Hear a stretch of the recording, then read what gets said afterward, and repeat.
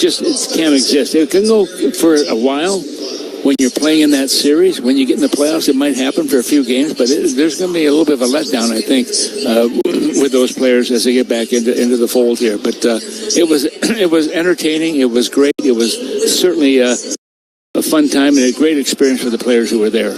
Talked to Gopher head coach Bob Motzko earlier today, and of course he's a fan of Brock Faber and the job that he did for the Americans on that stage, but that's just one of 5 guys that competed very well for the Minnesota Wild. I think Bill Garrison is especially proud of the way those guys performed out there. Yeah, and you give Billy a lot of credit, and he's not the only guy. He had help along the way then, and when you have a crew like that, it's no different than having a line that works well together. You try and make sure they're going to gel together, and I know Bill did a lot of research on the players with his staff that he had, and John Hines was there as one of his assistants too, and that made it fun to be on the bench for John and for the other coaches who were there. But I just thought that they really put a lot into it. How do you match something like that? Even the Olympics doesn't get that type of reaction. But it's going to be interesting to see what happens here going forward. We're now in the last third of our schedule for Minnesota. They're in a nice position right now. Just have to be at least 500 or better, hopefully, and that should put in the playoffs. They missed it last year, and that was devastating. But look out for this Detroit team. This is the team that really is on the men since they made their coaching change. No doubt about it. They are red hot. Let's set the stage then. It's been 2 weeks since the Wild last played a game, and here we go. There are just 26 games left to go in the season. Where are they at currently, Tom? They won 2 straight into the break, 5 of their last 7. How are you feeling about their chances, knowing that you're still without Kirill Kaprizov for the foreseeable future? Yeah, and I've said before, when you want to make sure he's going to be totally healthy when he steps on the ice. I don't want to be at 75, 80, 85%. Let's get him healthy up close to 100 where he can compete, because we need him for the playoffs. I mean, just getting in the playoffs is the important part of it. You don't have to be number 1 or number 2. You don't have to be there. But if it happens, it's great. But at the same time, you just want to be healthy going into the playoffs. So just make that determination that you're not going to play him until he's 100% or close to it. How about this Red Wings team? We got to see Dylan Larkin up close and personal playing with Matt Boldy during the tournament. But how have they turned their season around so incredibly vastly? Well, I was talking to Kenny Cal. We're going to have him after the first period. He's a radio broadcaster who has been here for years, but he was the team before the change. They were very lethargic. They weren't going after pucks. They weren't hitting anybody. They were doing nothing. And once they made that change, boy, it really has turned this hockey club around. They lost their last game against Tampa, but if you look at the previous 8, they won 7 out of the 8. They went 7-0-1, so they had points in all 8, and their goals against 26-15. So Minnesota's got to find a way to be ready, because right now Detroit's getting a lot of confidence, no question. Getting those 2 guys back from the series recently, they are going to help. Can they put what they learned in the series with the rest of the guys here and tell them how to elevate their game? Hopefully that will be the case. See what happens. That's Tom Reed out there at Little Caesars Arena. I could be wrong. I think they've won 15 of 20 since that coaching change. They've been a ball of fire there in the Eastern Conference, and they're going to be a handful today for John Hines and his crew. Let's take a break, then we'll get you the starting goaltenders and the lineup report. It's the Wild and Wings from Detroit. This is Wild Hockey presented by XL Energy.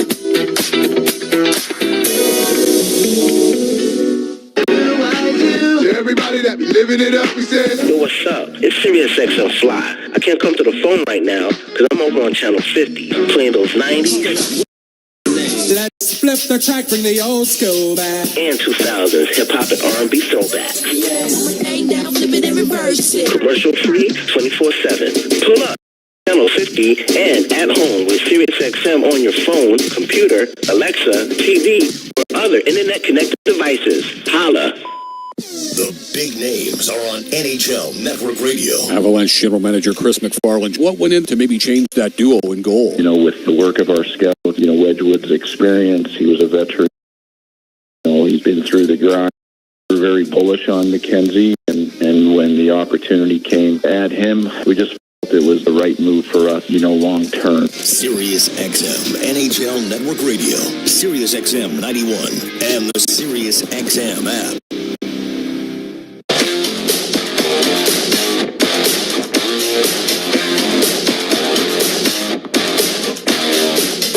Devontae, save made by Gustafsson, shoots Gustafsson, squeezes it, sets up McDavid, What a save from Gustafsson! Devon Taves had an open net, and Gustafsson with an incredible stop. It feels like you're still like in the motion how to play goalie, but I think I would have been a little more rested if I was at the beach for a full week. But I can plan a vacation for the summer instead. Philip Gustafsson, outstanding for the Swedes, especially against the Canadians. Who's going today? Let's find out from Tom Reed in Detroit. Gustafsson was very good for the Swedes, Tom, but it sounds like we're going to a Canadian today in Detroit? Yes, we certainly are. We're going to go. Marc-Andre Fleury is going to get the call. It was interesting today also, and he likes to take walks before games, and so he just finds a way we can sneak out of the building, take a little bit of a walk, and get ready for the game. But he's going to get the call here right now. 19 games he's played this year. He's won 6 of those, going 11-6-1 in the 19 games he's with a 2.57 goals against average. Against Detroit, he's played 22 times. His record 12-9-1 with a 3.32 goals against average. The Flower for Minnesota. Who goes for the Wings? Well, we're going to see Cam Talbot. Of course, we remember him from his days in Minnesota. He'll get the call here today. He's played in 31 games. Good for this hockey club also. He's gone 16-11-2 in that stretch. And against Minnesota, 500. He's gone 8-8-1 in that stretch also. But you look at him right now, he lost the other night against Tampa Bay, but his previous 5, he was very good, and he only gave up 9 goals in those games. His last 12, though, he's gone 10-2-0. He's helped turn this team around. Those are your starting goaltenders. The lineup report, Tom. We expect the other 4 members of the Four Nations tournament that compete for Minnesota all in the lineup today? Yes, they all will be in the lineup. Fantastic. Thanks, Tom. Thank you. Tom Reed in Detroit. He's got the starting goaltenders, the Flower versus Talbot. Starting goaltenders presented by Progressive Insurance. You could save big when you bundle your auto, home, motorcycle, RV, or boat. Visit Progressive.com for more information. The season begins again. Next, Donald, this is Wild Hockey presented by XL Energy.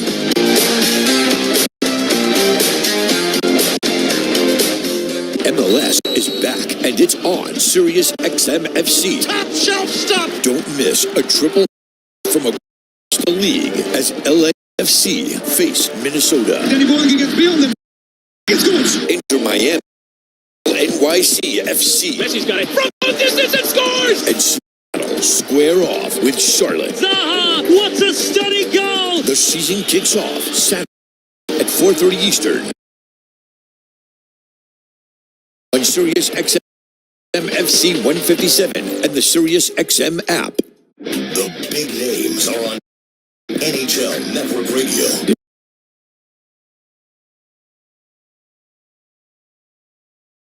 Coach he decided to jump right back into it. New Jersey Devils reached out really within an hour or so of the news coming out of being let go. And the more and his vision for the team and seeing the situation.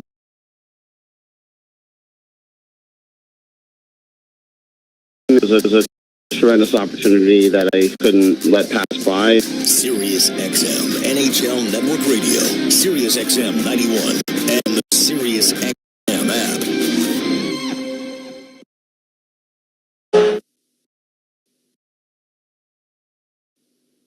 The world's greatest coverage. Taves, 3-on-1.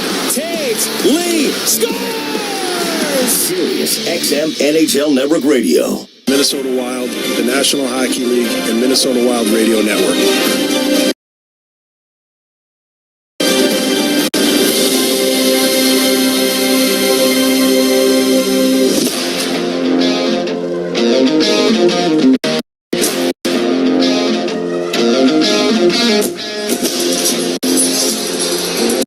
Good afternoon, State of Hockey and friends, and welcome to the Little Caesars Arena here in Detroit, Michigan, where today the NHL resumes its slate of games as the Minnesota Wild, the first team back in action as they take on the Detroit Red Wings. Glad to have you along. Welcome aboard, friends. Joe O'Donnell and Tom Reed back here with you. We are suntanned. We are well rested. We are ready to go, aren't we, TR? Not quite. One of us is not. One of us is. Both of us are not. You mentioned it, but the thing is, I think the team is ready to go all. It's a nice break for everybody, for the NHL, kind of refresh yourselves a little bit, get ready to go for that final third of the season, which we're looking at right now with a number of games remaining. But I think hopefully the guys and all the teams are ready to go once that puck drops today or tomorrow, wherever they play. 26 games ago will be a bit of a sprint to the finish. You look at the month of March, it's basically every other day. The Wild and Red Wings here this afternoon. Again, the NHL kicks off after a 13-day break. Both these teams have been off for 14 days, 2 weeks on the button since their last. What do you expect this afternoon? I would expect that both teams will be a little bit rusty at the beginning. Even though you're practicing and you're not playing in those games, I would think that may be the case. I think the players coming back from playing in the series are going to help them elevate their game a little bit. And like John said, the pace and the speed of the game is so unbelievable that the fastest game he's better has been involved in, and there's no question that he's been around for a number of years. So we'll see what happens here tonight, but hopefully it'll be a good start. The Wild are 33-19 and 470 points coming out of the break. Third place in the Central Division, winners of 2 in a row. The Red Wings saw their 7-game winning streak snapped their last time out. That was 2 weeks to the day. A 6-3 loss here at home to Tampa. They're 28-22-5, 8th place in the Eastern Conference, so they occupy that second wild card. They're 55-1 are the Red Wings under their new head coach in Todd McClellan. Puck drop next from Little Caesars Arena. It's the Wild and the Red Wings as Minnesota opens up a home against Detroit. You're listening to Wild Hockey, presented by XL Energy. At the Home Depot, we know the world is a messy place. Keeping it clean takes science. That's why businesses everywhere have long trusted cleaning products from Ecolab to take on the toughest messes. And now, that level of clean is available for your home. Introducing Ecolab Scientific Clean, a full line of professional-grade cleaning products for all your home's needs, so you can clean like you mean business. Now available exclusively at the Home Depot. How doers get more done. Hey, Wild fans, you want your family to be warm and comfortable during our Minnesota winters, right? That's why it's good to know the knowledgeable and friendly dealers at Bryant Heating and Cooling who will do whatever it takes to keep your heating system running safely and efficiently, no matter what the weather throws at you. Plus, score up to $2,600 in tax credits on qualifying Bryant systems and ask about rebates and financing for qualified buyers. Find your local dealer at Bryant.com. Bryant, official and cooling company of the Wild. Join us each night for Tom Reed's Hotline. Simply text in your comment or question at 64686. That's 64686. One lucky fan will win dinner at Tom Reed's Hockey City Pub or a pair of tickets to an upcoming Wild game. Hotline. You can't win if you don't send in your question. So text Tom right now at 646 and listen to tonight's Hotline.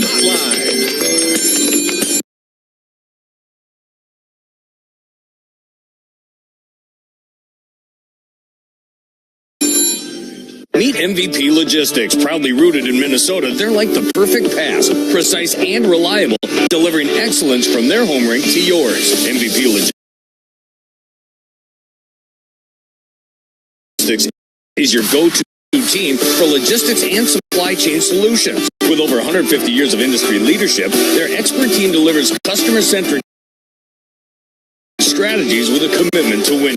Don't play shorthanded. Leverage MVP Logistics to be your most valuable partner in supply chain. Visit MVPLogistics.com for supply chain solutions made simple. Up. Wild Hockey starts now.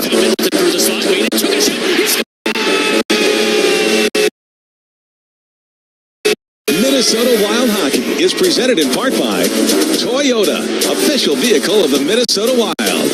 Anderson Windows and Doors. Catalyst Supply Co. Boost your build. Let's play hockey.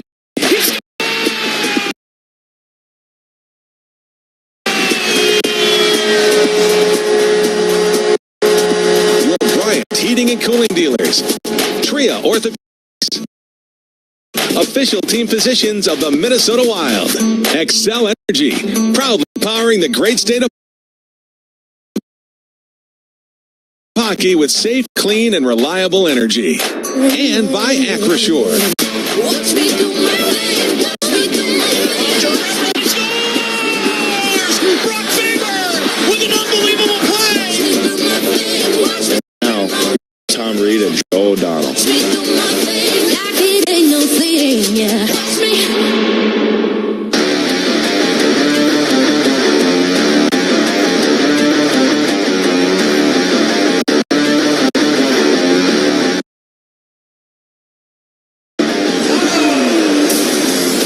Little Caesars Arena, Detroit, Michigan. I am Joe O'Donnell. We are ready to roll. It's Kids Day, and there's a lot of them. Pretty cool stuff. And they had Mila Nortuvo, hopefully I didn't butcher that name, the daughter of Monica, who's their national anthem singer, Star Spangled Banner. They had a couple of young kids do the starting lineup introductions. And as a father, it kind of gives you some goosebumps. Pretty cool stuff. You got to be pretty proud, no question about it. Well, it's nice to see the crowd coming back here. This is the team that has not been in the playoffs for 10 consecutive years. Minnesota did not make it last year, but they're pretty good in the previous 11 of the 12 they played in. So it was good. But right now, both these teams are geared up, not looking at the end of the season. They're looking at this game here right now. Everybody needs points to make the postseason play. And the Red Wings in a playoff spot. Currently second wild card in the Eastern Conference, 1 point ahead of Columbus and Boston. The Wild 10 points clear of the non-playoff field in the Western Conference. They sit third in the Central Division. Wild from left to right on your radio dial in the opening period in their white jerseys here this afternoon. Red Wings from right to left in the opening frame in the red sweaters, Fleury and Talbot, the goaltending matchup. And we're under from Little Caesars Arena. This is the earliest start time for a game the Wild have played yet this season. Closest to it was that game in Philadelphia on the first road trip. That was the Wild's first regulation loss of the year. The Red Wings have played one other game this season prior to 1 o'clock Eastern. Here's Dylan Larkin, the captain for the Red Wings, to the point for Sider. Big German-born defenseman off the Sherratt for a bid. That rattled wide. Casper tries to center. Faber bunts it away. Matt Zuccarello carries the Wild out through center ice. Swings it along to Faber. Steps over the blue line. Dropped it back for his fellow Team USA teammate and Matt Boldy. His long shot. They've got through. But deflected to the corner. Erickson on the forecheck pressure. As go for a change. Red Wings reset deep in their own zone with almost a minute gone by. First time. Yeah, you look at the stages also, Joe. Good speed. The game, good pace, good passing all the way around by both clubs. So hopefully that will continue through the entire 6 minutes. From the neutral zone, DeBrincat shoots in. Hustling. Vladimir Tarasenko. And now Andrew Copp. Copp today is 700th per NHL game. Sitting at 299 career points. Four Nations face-off break. Now Marcus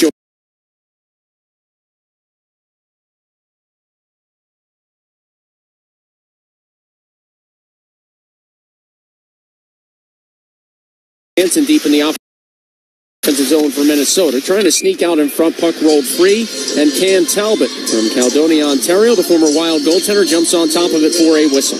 Yeah, you look at you look at Johansson also being a little more aggressive too on the forecheck, and that's what you want right now. You look behind the bench, Joe, as we're looking at the monitor here and seeing former assistant coach with Minnesota for their farm system, head coach, I should say, in their farm system. And when you have a guy like Todd McClellan who's got the experience coming in here, and the last two coaches they've had here have not had head coaching experience. Todd certainly has. And Derek Lalonde removed from the head coaching duties of the Red Wings just after the Christmas holiday. McClellan hired December the 26th. His first game with the Red Wings was a loss on the 27th, but they are 15-5-1 under McClellan, who spent a number of years, of course, with the LA Kings prior to his dismissal there last season. Fleury gobbles up the puck side of his net. 2:09 gone by in the first. And Tom, these two teams haven't played in what feels like an eternity. The last time the Wild played the Red Wings was December at midnight tomorrow. Nice start, a 1:30 start here. We like that. Get home early. Time for the weather to warm up a little bit. It's 12:30. Oh, it's 12:30. Somewhere it's 1:30. Oh, it's 1:30. Why do I think it's 1:30? I feel the same way, my friend. No morning skate, just I lost an hour of my life someplace. Faber driving a shot. We're back in full form, TR, I'd say. All right. Here's Faber now at his own right circle, head manning. And Estroza was able to get a piece of the Red Wings player, but they called this icing on Minnesota. Eriksson, I can't believe it. And an icing call on the Wild, bring the draw back into the zone of Marc-Andre Fleury. Yeah, we talk about face-offs, how important they are, especially in your own defensive zone, and that's an area that Minnesota has to improve upon. But, the team has been playing pretty well.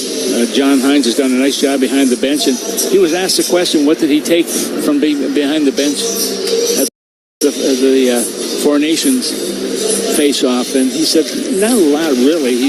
I think they understand what has to be done. It's just a matter of what do you have to do to win hockey games, and that's it. Every coach's desire right now is to make sure they're on the winning side of things. Middleton lost the puck in the neutral zone as they're back to live action. Red Wings give it right back as Hinostroza steals and swings it back for Brock Faber. Played along for Middleton now off the left wing boards. He tried to bank it ahead for Liam Ogren. Rasmussen able to steal for the Red Wings. Rasmussen, a long shot, went wide, gathering at Soderblom. His drive deflected off of Faber and kicks out to center ice. Snyder to Sherratt. Ben Sherratt, headman. Rasmussen over the blue line, through the slot, got it back, fired a little knuckling chance. Fleury angled that away, and Faber cleans up the mess, sending it out to center. For Marc-Andre Fleury, Tom, this is his first game since February the 4th, when he lost in Boston, giving up 2 goals on 33 shots.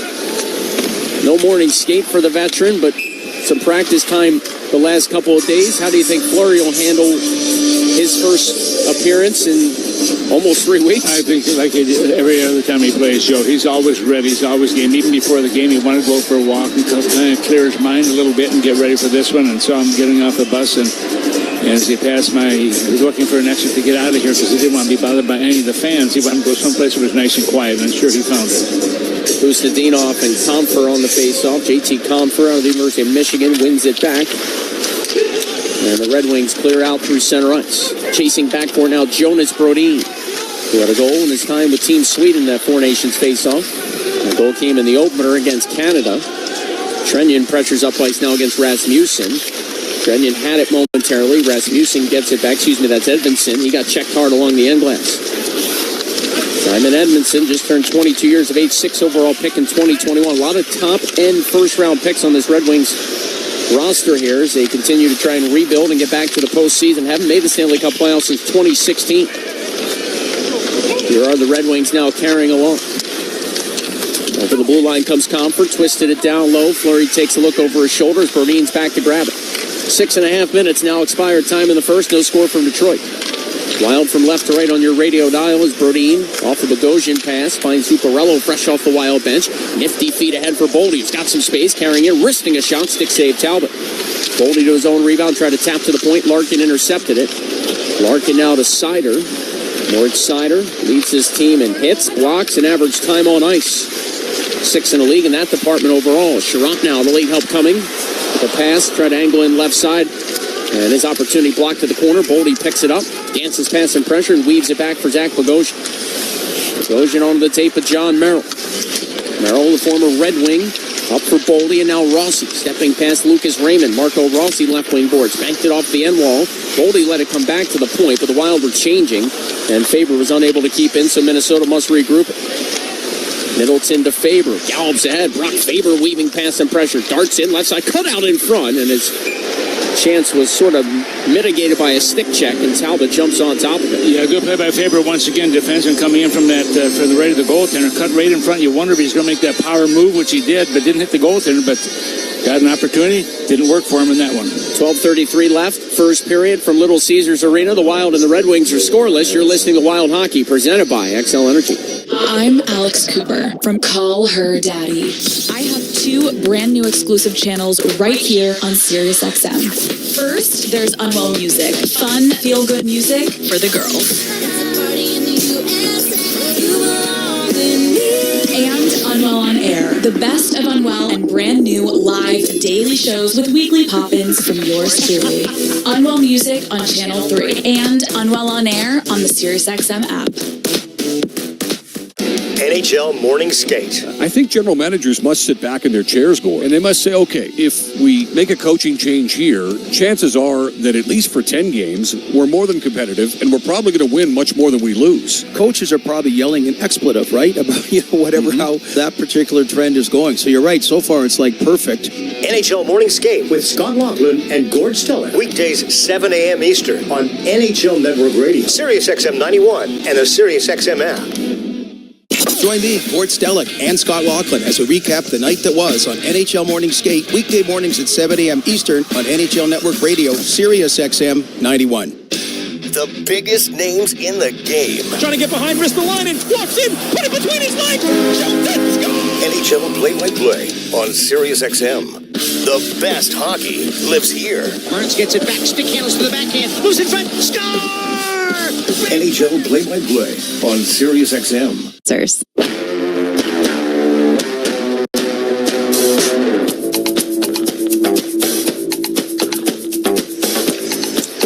12:33 to go here in period number one. Shots right now have Minnesota in the lead, 5-3 in that department. Right now the faceoff is deep in the Detroit zone to the right of Cam Talbot, the former Minnesota netminder. Good pace of the game, Joe. Both teams doing well. Minnesota passing well. They're tape-to-tape passing for the most part, but the speed of the game has been good too. The Wild entered the Four Nations face-off break as one of 8 teams in the NHL with 70 or more points in the standings. So, top 8 in the entire league at the time of the pause. 26 games left. Do some simple math. If the Wild are able to even go 500, they'd be at 96 points in the standings. That would make them almost a lock for the Stanley Cup playoffs, you'd imagine. A lot of games still to go. Here's the Brinket through center ice, coming off a 3-point game in their loss to Tampa last time out. His 10th 3-point game with the Red Wings. Through the slot, trying to attack the Red Wings. It comes to the Brinket and he scores. Bouncing puck, the Brinket to his backhand, tucks it past Fleury. One of those situations where the puck was bouncing all over the place, and Minnesota could not get good control of it. It was going all over, but DeBrincat, make no mistake, he's a guy that can put the puck in the net. He has done it once again. DeBrincat does a good job of just corralling that puck right in the slot area, and you can see the battle at the blue line, Joe, trying to get the possession of it. They couldn't get it, and finally broke loose. And Faber got in front of...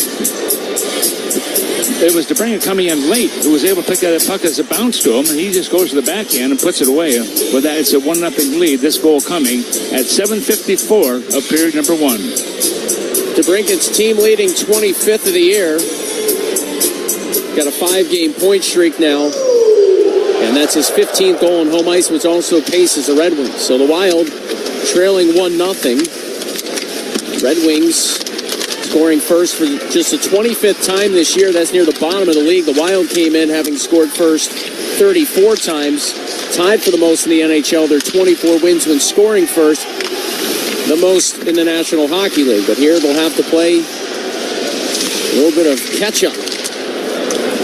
As Patrick Kane over the blue line left circle, fires a shot. Fleury traps it somewhat awkwardly, and he's able to get a whistle. Yeah, Kane's arguing right now because the puck was behind Fleury and was laying in that blue paint area. And you could see that Kane was trying to get to it and was not happy the referee blew the whistle. He thought he could get to it, but whistle had gone. Play is dead, and they'll keep the face-off deep in the Minnesota zone to the right of Marc-Andre Fleury in his 21st season in the National Hockey League. Remember, the Wild trailed 3-1 against the Islanders on February the 8th, their last game before the break. That was in the second period. They ended up picking up the win, 6-3, for their 5th multi-goal comeback win of the year.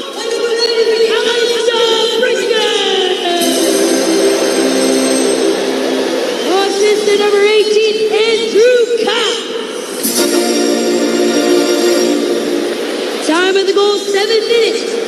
54 seconds of the first period. Placing on the Red Wings. Again, it's Kids Day here, hence the Kids PA announcer. He did a great job there. He's got a future, there's no question.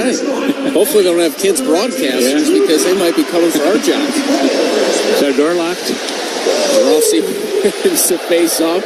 Wild go D to D for Andrew Copp, by the way, his 300 career points. with that assist. And I mentioned earlier his 700th career game today. Is Middleton a long wrister? That's in the glove of Cam Talbot, who was pulled in their last game.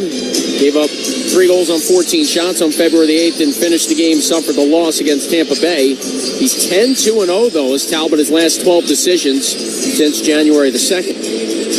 That was a nice save by him also, because the puck deflected and went up high, and he had to reach up with that glove and grab onto it. It would have been probably chest level, top of the chest, but face-off will be to his right now. Rossi wins the draw. Boldy shakes towards the left wing side, try to center for Zuccarello, tips to the point. Middleton to Faber, blue line right side.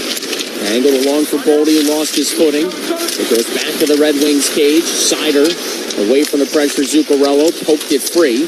Good back check by Boldy. He'll flop it along for Middleton. Boy, Boldy, I know we're only 10 minutes into this game, Tom, but he looks like he's out there with Team USA right now. Well, you've called his name numerous times, and that tells you he's doing something, so you're noticing him.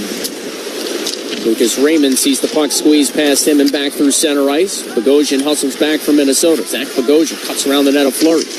Muscled it along looking for Boldy, trying to tap it out. He was stick checked. Faber now in his own slot. Bounced it along Zuccarello left wing wall. The Wild looking to change. Matt Zuccarello swings it rink wide. Rossi over the blue line. Barely onside through the high slot. Rossi wheels to the left wing boards. Marco Rossi down to the goal line. Twisted it up top for John Merrill. They'll hack it to the right side. Bogosian on the pop-out play. Zuccarello, long shot block. It came free. A little backhander for Devin Shore. Never got through. Red Wings can't clear. Zuccarello holds in left point. Rimmed it down low for Rossi. Wild in the midst of a change here still, as Shore has joined Rossi and Zuccarello out there with Boldy now on the bench. Merrill pounds one around the wall where Bogosian hacks it down below the goal line. Minnesota cycling here with Rossi. Handing it to Bogosian. Flexed it off the end glass. Zuccarello couldn't step to it. Merrill keeps in. And now Zuccarello left wing hash marks. Late help coming off the bench. Husseldinov wristed one from the left circle. And that caught the glass. Bogosian holds in right point. Hacked it free. It's Husseldinov. A little spin move right circle. Shaking with it. Husseldinov back to the point. Bogosian a shot. Talbot made the save. With heavy traffic in front, he's able to hang on. Well, Minnesota doing a great job in the offensive zone, Joe, moving that puck. And look at the speed of it. They're moving their feet with that. Their feet with that also. They're moving the puck. Tape-to-tape passing. Minnesota getting some shots. Right now, they're leading that department 7-5, but they trail by 1. Timeout on the ice. 9:24 to go in the opening period. The Red Wings with the game's only goal. You're listening to Wild Hockey, presented by XL Energy. As the official partner of the Minnesota Wild, Enterprise is ready to go that extra mile. We're dedicated to the most dedicated fans in the game. And with us on your team, you can move forward with confidence, knowing we've got your back. We're always available with mobility solutions, whether you need a rental, replacement, truck, or even tailored business strategies. He scored! At Enterprise, your goal is our goal, and we're ready with the assist.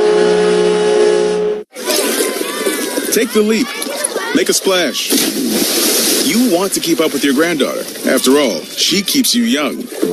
And a sore knee, back, or shoulder doesn't have to take that away.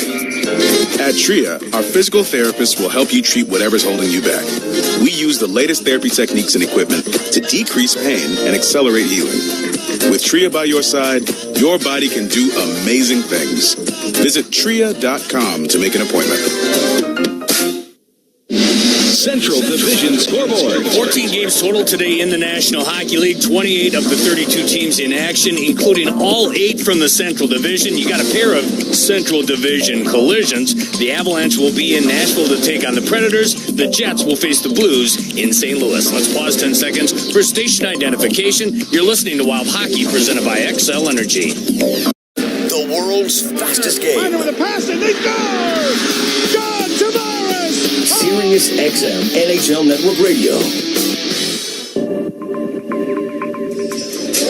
Back to Joe and Tom in Detroit. 9:24 left, opening period. The Wild trailing the Red Wings by a score of 1-0. Joe O'Donnell, Tom Reed back here with you. The Wild from left to right on your radio dial here in the opening period.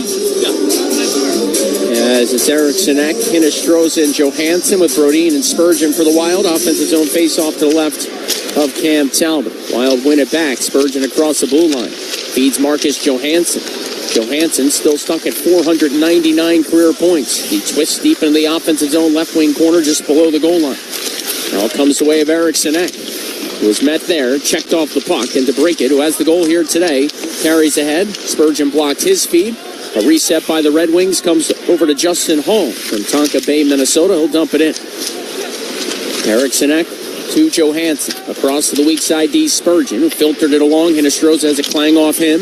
He'll chase to it. First man in on the forecheck, Vinny Hinostroza. Protecting along the right wing boards. Now Eriksson back of the net, Johansson. Marcus Johansson surveys from behind the net of Cam Talbot. Sitting back there, Johansson. Starts to dart out left side. Feathered one free. Hinostroza down low to Faber. Faber centers. Eriksson couldn't connect on a one-timer from the slot. Well, a nice passing play by Minnesota all the way through with Johansson behind that there. He has not had a point in 7 games, so he's struggling to get that next point. Wild has spent back-to-back shifts almost exclusively in the offensive zone. Trailing 1-0 here from Little Caesars Arena with just over 8 minutes to go in the first. Kustadinov, Shore, and Trenyon out up front as Soderblom knuckles it along. Trying to get past Middleton. Faber back to grab the loose puck, and left wing boards Kustadinov, who's got a point back-to-back games. Murat Kustadinov, a nice feed to Middleton, trying to cut through left circle, and it rolled off his tape. Talbot salts it away. Yeah, Minnesota's done a nice job in this first period. Just that quirky play that gave up the goal to the Red Wings, and they were fortunate on that with the Brinkett having nobody to block them going in there. But Minnesota's had good puck possession in the offensive zone. The passing's been good. The skating's been good. Shots right now are 8 to 5 in favor of Minnesota. And the faceoff to the right of goaltender Cam Talbot. He has played for a few teams since he left Minnesota. Went to Ottawa, then went to LA, wasn't it? LA, yeah. And then just 14 the last 4 seasons, Tom. Yeah. And you nailed them. The Wild, the Senators, part of that trade, and the Kings, and now the Red Wings. That's why it's important to have a good truck-moving firm in your back pocket. Though that moving company have that number on speed dial sometimes. I think Gary Smith, I think he had the record like 12 different teams he played for over the years. Yeah, Mike Sillinger, another name that comes to mind as a bit of a suitcase in his career. But he also played a while, so Talbot made a save off a long shot from that faceoff. Another draw coming to the right of Cam Talbot. Red Wings in the faceoff circle this year, just above 50% on the season. The Wild are at 47% on the year. Shore helps it back to Bogosian. Swung it around the net of Talbot. Joe Veleno back for the Red Wings. And JT Compher now squeezing it free. Veleno darts along. Watched by Merrill, so a chip and chase from Veleno, the 25-year-old, who had a career-high 12 goals a season ago. Veleno on the forecheck, dug it free. A side-angle shot by Jonathan Berggren goes wide. Red Wings hold in. It's Veleno coming out of the corner. Merrill trying to stay with him. Veleno spinning again, launching a long shot, muted by Zach Bogosian, who picks up this puck, sneaks it ahead for Trenyon. Trenyon trying to dart in. He'll chase to it down below the goal line. Trenyon wrestled down to the ice from his side, able to sweep it along. But the home team able to get there. Berggren lifts out through center. So it's Brodin to Spurgeon and back to Jonas Brodin.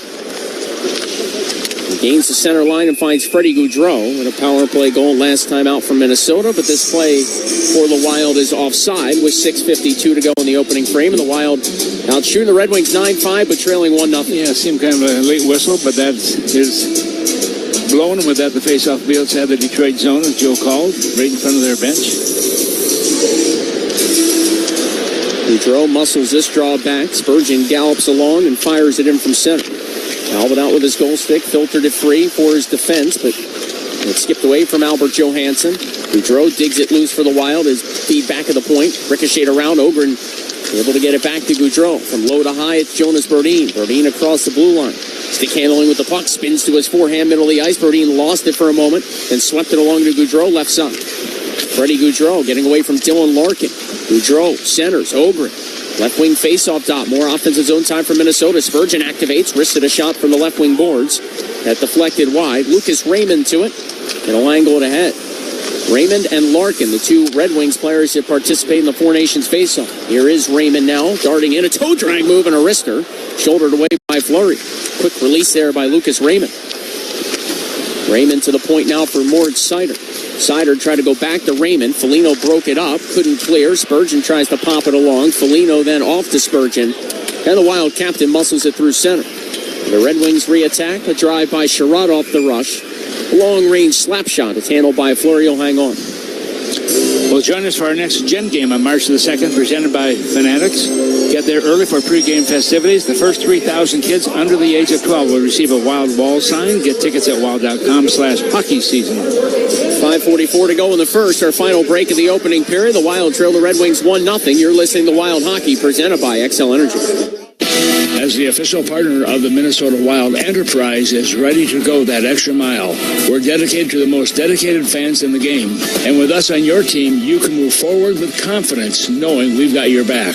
We're always available with mobility solutions, whether you need a rental, replacement, truck, or even tailored business strategies.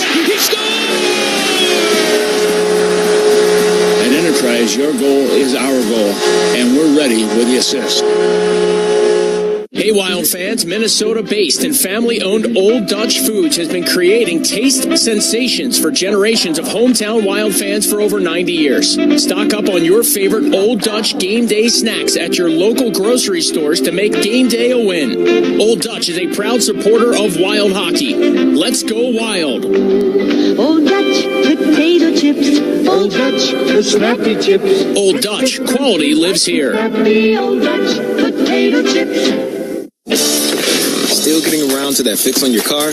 You got this. On eBay, you'll find millions of parts guaranteed to fit.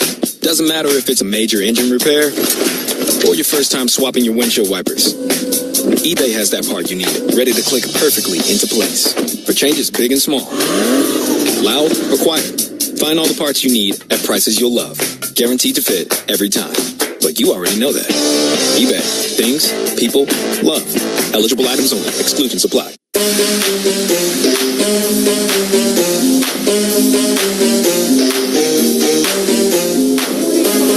5:44 to go here in period number one. Still 1-0 in favor of Detroit over Minnesota. Minnesota's played at Detroit 34 times, and Minnesota's record is 11-20-3 in that stretch. At home, though, in the 33 games they played, Minnesota will see Detroit in a few more days here in St. Paul, but Minnesota's record there against Detroit is 14-10-9. Right now the faceoff deep in the Minnesota zone to the right of the senior netminder of the National Hockey League, Marc-Andre Fleury. Career game number 1,045. Red Wings just putting that up on their video board. Nice round of applause from the faithful here. Is now second place all-time by himself in games played in NHL history. And the Wild played the Bruins, Fleury's last start in Boston. He moved into a tie with Roberto Luongo, but now Fleury stands alone in second behind only Marty Brodeur in games played. Faber reverses. Middleton couldn't get to it. Comes back along for Brock Faber. He's checked off the puck. A quick shot by Tarasenko deflects wide. Matt Boldy to gobble it up. They'll spin off a bit of pressure and survey things. Will Boldy with 5:05 to go in the first, and the Wild trailing 1-0. Boldy connects to Faber. Boldy calling for the puck, gets a return feed. Dance past Patrick Kane at center, and then whipped it in. It deflects where Edvinsson tries the headman. That's partially broken up. Kane has to dance back through neutral ice. Patrick Kane feeds Berger. They'll rim it around the boards. Grabbing it, Zuccarello tossed it the way of Brodin. Through his own slot to Spurgeon. Handed back to Brodin. His pass blocked. Kane up top, where it's shuttled down low by Albert Johansson. Now at the point, a bid by Edvinsson was knocked down in front. The Wild clear safely to center. Looking for a line change on the fly are the Wild as Edvinsson carries ahead. His feed tips and Comfort has to reset at center for the Red Wings. And Strozer pressures up ice. Edvinsson twists it back. And Detroit content to just settle things down with Johansson, former second-round pick in 2019. Now through the neutral zone, Red Wings a bit sloppy here, turn it over. Eriksson feeds Marcus Johansson over the blue line, outside the right circle. Handed it off, Strozer gave it the way of Eriksson. A long shot deflected and knuckled just over the crossbar. Merrill quick to pinch in and grab it. Now right wing corner, Marcus Johansson. From low to high, Eriksson shot, ricocheted around in front. Strozer trying to come up with it. Johansson gets it back for the Wild, spun it down below the goal line. But the Red Wings are waiting for that as Albert Johansson, no relation, finds Rasmussen. And he'll find big Elmer Soderblom. Soderblom 6'8", 246 pounds, TR. He's a big man. Yes, he certainly is. His brother Arvid, of course, a goaltender for the Chicago Blackhawks. Valeno tosses it in. Back is John Merrill, absorbed the hit. Nice play by Merrill to find Trenyon on a clean breakout. Pushed along left wing side for Devin Shore. Shore knuckles it in from center ice. The Wild finish a change behind the play. Nearing 3 minutes to go in the opening period.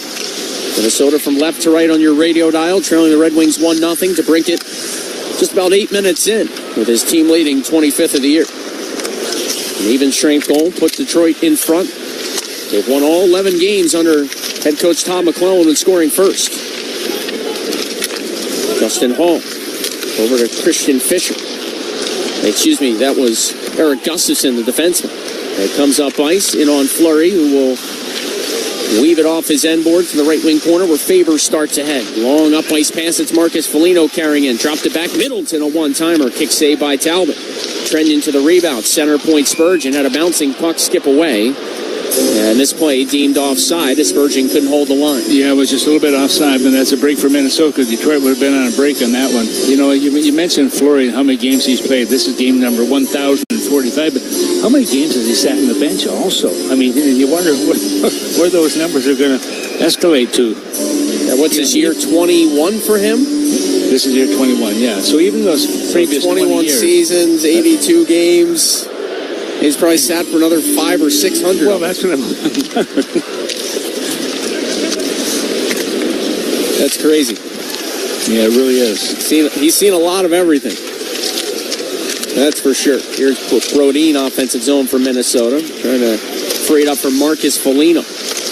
Over to help out was Ogren. The Wild in business again, the offensive zone. A shot by Goudreau from the high slot. Swallowed up by Talbot. But again, another good job digging pucks free on the forecheck for Minnesota, TR. Yeah, I would think the coaching staff behind Minnesota's bench has to be happy with what they're seeing right now. The puck possession, they control the puck, the skating ability.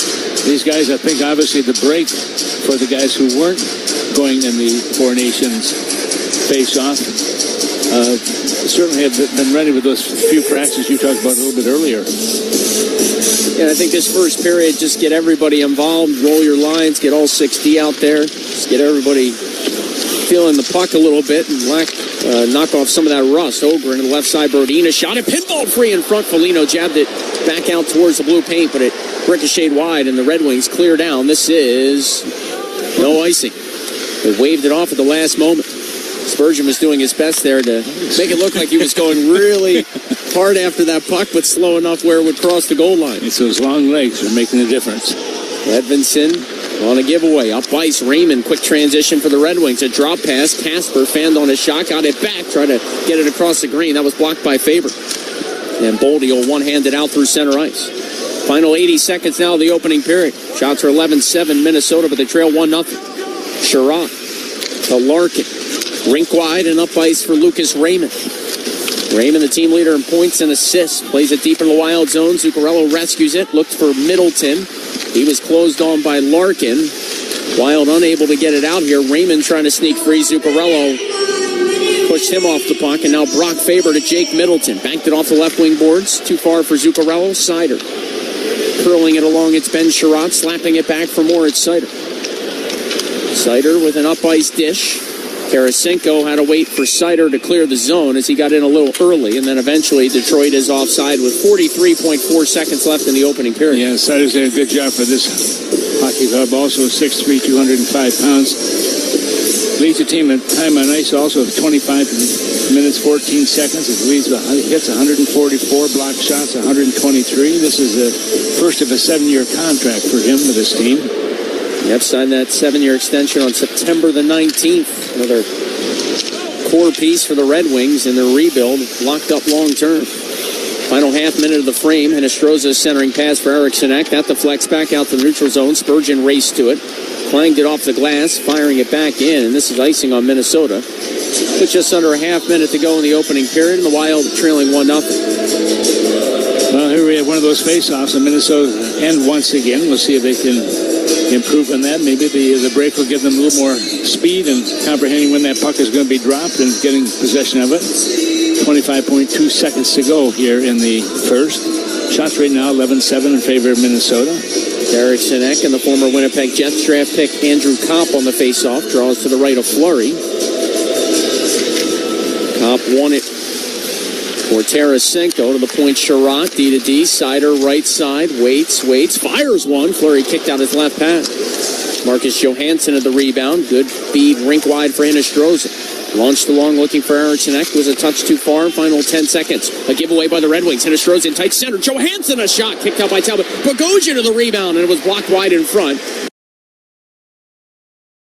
And that'll take us to the first intermission. Johansson's going to be talking to himself right now. He had a golden opportunity. That puck came to him. He was on the right side there. Gets the shot away, but Talbot was better. He made the save on that one, sticking out that left pad of his and keeping the puck out of the net. So the Wild finished with 12 first period shots, including that great scoring chance in the final seconds. But Cam Talbot equaled all of them, and the Red Wings on the goal by DeBrincat have a 1-0 lead after 20 minutes of play. Ken Cowell, the longtime radio voice of the Red Wings, will join Tom Reed coming up at the first intermission, plus a recap of the opening 20 here from Little Caesars Arena. The Wild trail the Red Wings 1-0. We've reached the first intermission. You're listening to Wild Hockey, presented by XL Energy. This is former MLB GM Jim Bowden with an important message for fantasy baseball players. Mondays at 1 p.m. Eastern, I'm joined by former general manager Steve Phillips, and we'll talk fantasy baseball to help you draft a winning lineup. From player projections to draft strategies, we bring our big league experiences to provide you with the fantasy baseball advice you crave. I'm definitely going to take a position player with my first 2 picks. I will be able to find pitching later in the draft. The GM's Corner, Fantasy Sports Radio, Channel 87. And on the SiriusXM app. NHL Morning Skate. I think general managers must sit back in their chairs, Gore, and they must say, okay, if we make a coaching change here, chances are that at least for 10 games, we're more than competitive, and we're probably going to win much more than we lose. Coaches are probably yelling an expletive, right? About, whatever, how that particular trend is going. So you're right. So far, it's like perfect. NHL Morning Skate with Scott Laughlin and Gord Stellick. Weekdays, 7 a.m. Eastern on NHL Network Radio, SiriusXM 91, and the SiriusXM app. Hockey 24/7 on SiriusXM NHL Network Radio. Playing in the Four Nations face-off for Team USA. Connor Hellebuck. How do you feel about getting a chance to play for USA? The type of hockey it's going to be fun. There's going to be some high-pressure games. You're going to be putting your country's jersey on. You're representing your country. I think we're going to have a great fan base around us. I'm really looking forward to what it brings. SiriusXM NHL Network Radio, SiriusXM 91, and on your schedule with the SiriusXM app. Feel the excitement of the UEFA Champions League knockout stage on SiriusXM FC, Europe's best clubs. What a start for Inter! Barca are level! Brilliant Arsenal goal! The world's brightest stars. Mbappe! Kane! Salah to score! All chasing club soccer's ultimate prize. A new page in their glorious history. The Champions League knockout stage, where legends are made, on SiriusXM FC channel 157 in the car and the SiriusXM app. From in the crease to in the locker room. Four Nations Team Canada face-off associate GM Jim Nail. You as a manager view goaltending going into the tournament in February. We're talking about 2 of the guys that won Stanley Cups and play in those type of pressure games. That's a pretty good resume to have. So we're pretty confident with it and pretty confident with the team that we're going to have playing in front of them. SiriusXM NHL Network Radio, SiriusXM 91, and on your schedule with the SiriusXM app. Join me, Gord Stellick, and Scott Laughlin as we recap the night that was on NHL Morning Skate, weekday mornings at 7 a.m. Eastern on NHL Network Radio, SiriusXM 91. The biggest names in the game. Trying to get behind Ristolainen, walks in, put it between his legs, shoots it, score! NHL play-by-play on SiriusXM. The world's most thrilling league is now in the palm of your hand. Hear every English Premier League match all season long on the SiriusXM app. Just search for your favourite team.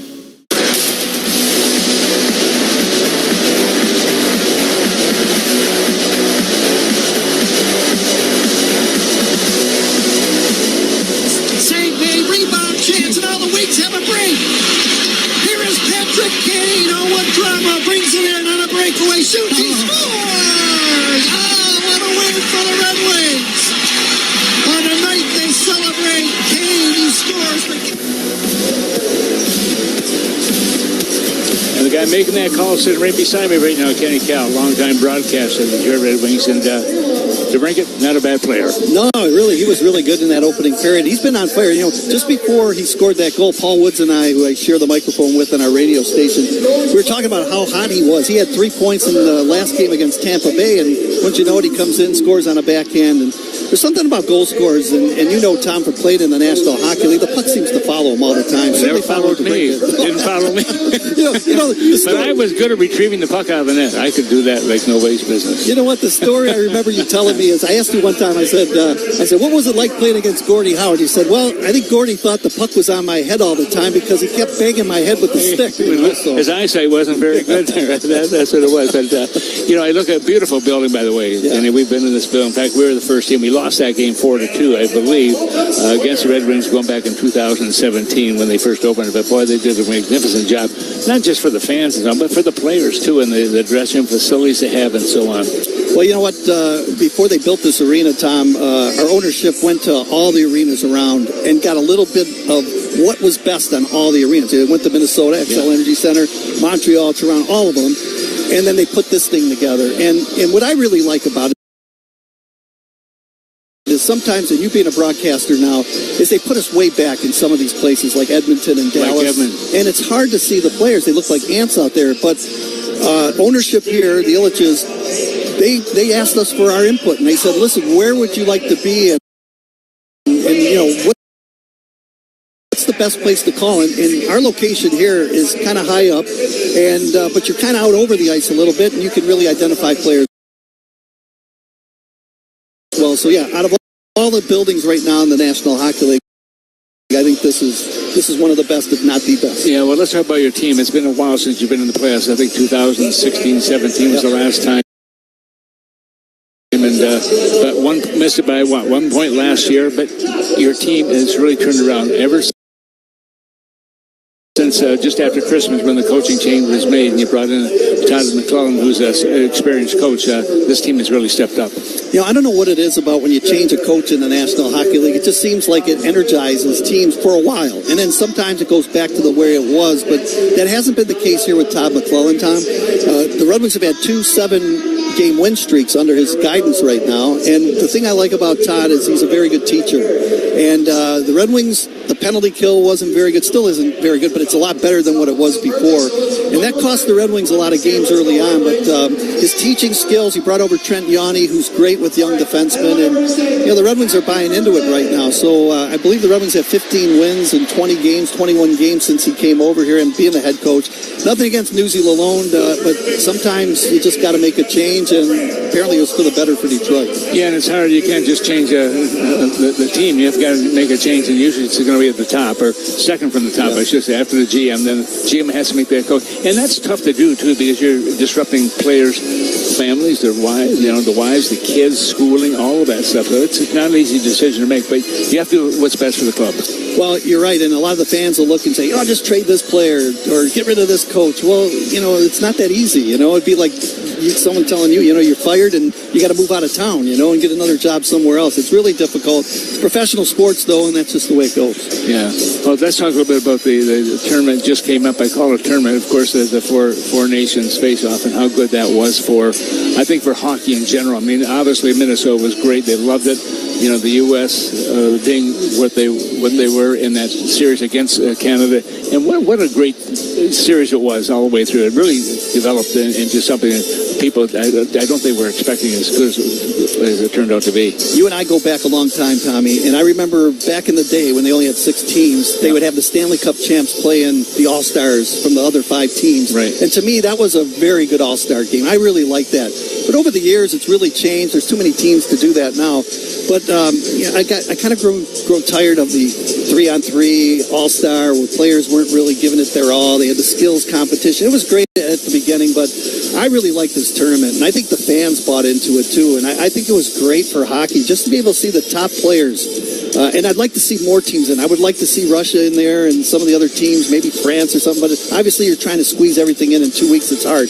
But it was terrific hockey, and really that first game between Canada and the United States was unbelievable with the fights, and then even the game that was won by McDavid in overtime, just terrific. Well, they went from 10.1 million watching that first game between Canada and the U.S. To over 16 million for the second game, so it had an impact. You don't see that very often, but boy, it just energized. The fans were unbelievable. Like, even my pub, they loved the game itself. They didn't like the outcome, obviously, when Canada won the final game. But at the same time, I think it generated a lot of goodwill for hockey in general. It really did, and even for non-hockey fans. And I talked to a few people I know that really don't follow the sport, but they were involved in it, and they really liked it. And maybe that's a way of selling the game to the fans that maybe want to get into the hockey part of it. And, it was great for hockey fans. It's great for people that really didn't follow the sport, and hopefully they're followers right now. Yeah, you've watched this team. Once the coaching change was made with Todd behind the bench, what's been the difference with this club from that last game they lost to where they are now? Well, the last game under Derek Lalonde was a 4-0 shutout loss at home to the St. Louis Blues, and there was just no effort there. And it was one of the worst games I've seen, and I've been doing this for a long time. There was just no emotion, just tough to watch. But they just, I think what happened is the Red Wings tried to get into a defensive system of play where it kind of limited the offense. And players like Kane and DeBrincat and Larkin and Raymond, they need to go sometimes, and you just can't hold them back. It's like a racehorse, right? You want that racehorse to go, but if you hold them back, are you really better off? Yeah. And so I think that was one of the main things that changed when McClellan became the coach. You get a lot of fans coming in from across the border, still from Canada? Oh, yeah, especially when the Maple Leafs are here. Oh, I'm sure. In Montreal, I imagine they draw a few, but it's trying to be great. It's about a 3-hour drive to Toronto from here? Yeah, 3.5 hours, but you get a lot of Toronto fans. Fast you go.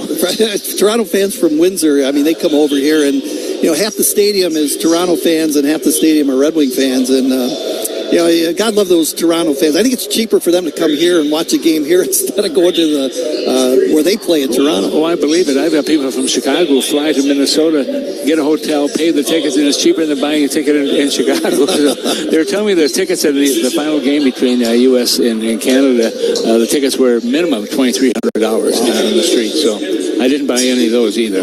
Well, one thing I like about Minnesota, too, is, and I come from a college hockey background, and, I spent 11 years broadcasting University of Michigan games. I always enjoyed going to Minnesota, watching the Golden Gophers play, and that's the thing about Minnesota. Their high school hockey is terrific there. Yeah. College hockey program's great. Minnesota's playing great this year, so hockey's alive and always has been in Minnesota. Kenny Cal, thanks for being with us. All right, Tommy, all the best. Appreciate it. A long time. How many years have you been broadcasting? It's 29, believe it or not. Next year will be 30, and then next year is our 100th Red Wings season of all time, so I'm looking forward to that. You don't remember that first game, do you? Vaguely remember. It was lacrosse in Windsor at Border Street Arena. All right, Kenny, thanks for being with us. Kevin, let's go back to you. Thank you, sir, and thank you to Ken Cal for joining us in the intermission. He'll get a gift certificate down to Tom Reed's Hockey City Pub. The Wings lead the Wild 1-0. We'll give you a recap the first 20 minutes after a break. This is Wild Hockey presented by XL Energy.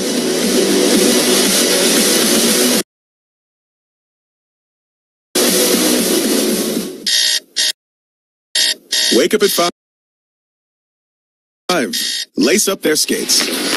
You want to see them win state. After all, that's all your kid dreams about. And a strain, sprain, or break doesn't have to take that away. Tria Orthopedic Urgent Care is here for them 7 days a week with no appointment needed. And with Save My Spot, you can reserve your place in line and show up closer to check-in time. With Tria by your side, your body can do amazing things. Visit tria.com/SaveMySpot to learn more. Justin Timberlake. The Forget Tomorrow World Tour. Live in St. Paul. Justin Timberlake. XL Energy Center, February 24th.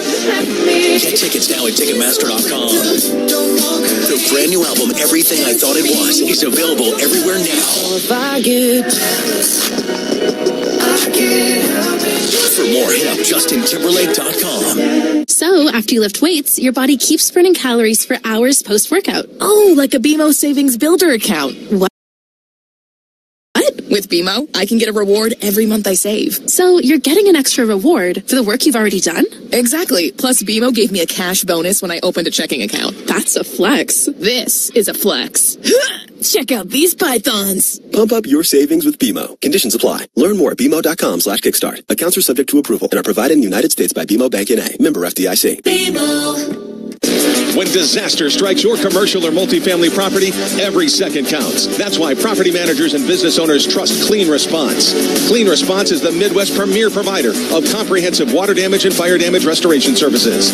Our expert team is available 24/7 to minimize disruption and help restore your property after loss. With decades of experience and cutting-edge technology, we handle everything from small incidents to large-scale emergencies. Visit cleanresponse.com or call 651-646-3408 to learn more.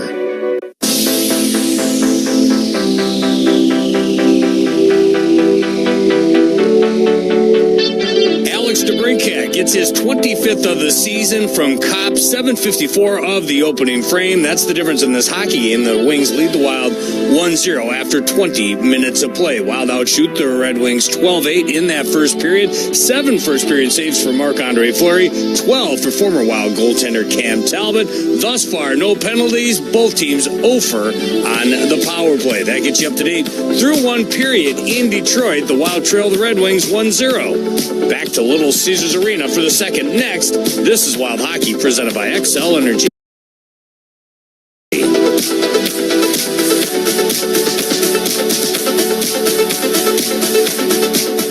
So, after you lift weights, your body keeps burning calories for hours post-workout. Oh, like a BMO Savings Builder account. What? With BMO, I can get a reward every month I save. So you're getting an extra reward for the work you've already done? Exactly. Plus, BMO gave me a cash bonus when I opened a checking account. That's a flex. This is a flex. Check out these pythons. Pump up your savings with BMO. Conditions apply. Learn more at BMO.com/kickstart. Accounts are subject to approval and are provided in the United States by BMO Bank N.A. Member FDIC. BMO. Wild fans score up to $2,600 in tax credits when you upgrade your home comfort system by purchasing a qualifying Bryant Evolution heating and cooling system. And with a 10-year replacement warranty from Bryant, you'll have peace of mind for a decade. Contact your local Bryant dealer and ask about tax credits, local rebates, and financing available for qualified buyers. Visit Bryant.com for more details. Bryant, whatever it takes, official heating and cooling company of the Minnesota Wild. Take the leap. Make a splash. You want to keep up with your granddaughter. After all, she keeps you young. And a sore knee, back, or shoulder doesn't have to take that away. At TRIA, our physical therapists will help you treat whatever's holding you back. We use the latest therapy techniques and equipment to decrease pain and accelerate healing. With TRIA by your side, your body can do amazing things. Visit TRIA.com to make an appointment. This is Wild General Manager Bill Guerin.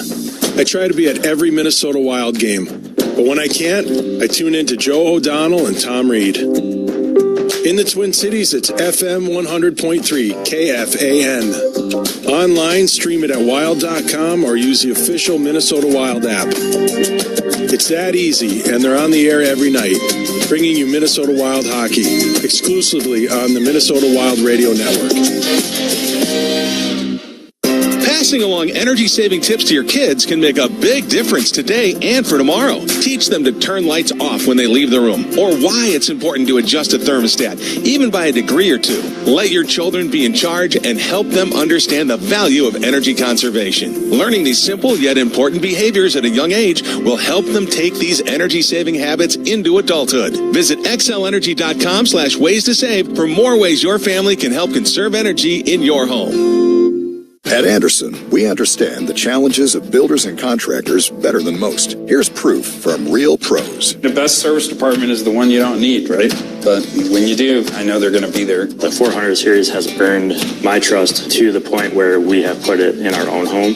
When somebody says Anderson, everybody responds quality. Helping builders and contractors craft their legacy. Anderson, the #1 trusted window and door brand. Claims based on 2022 Anderson brand surveys of U.S. contractors and builders.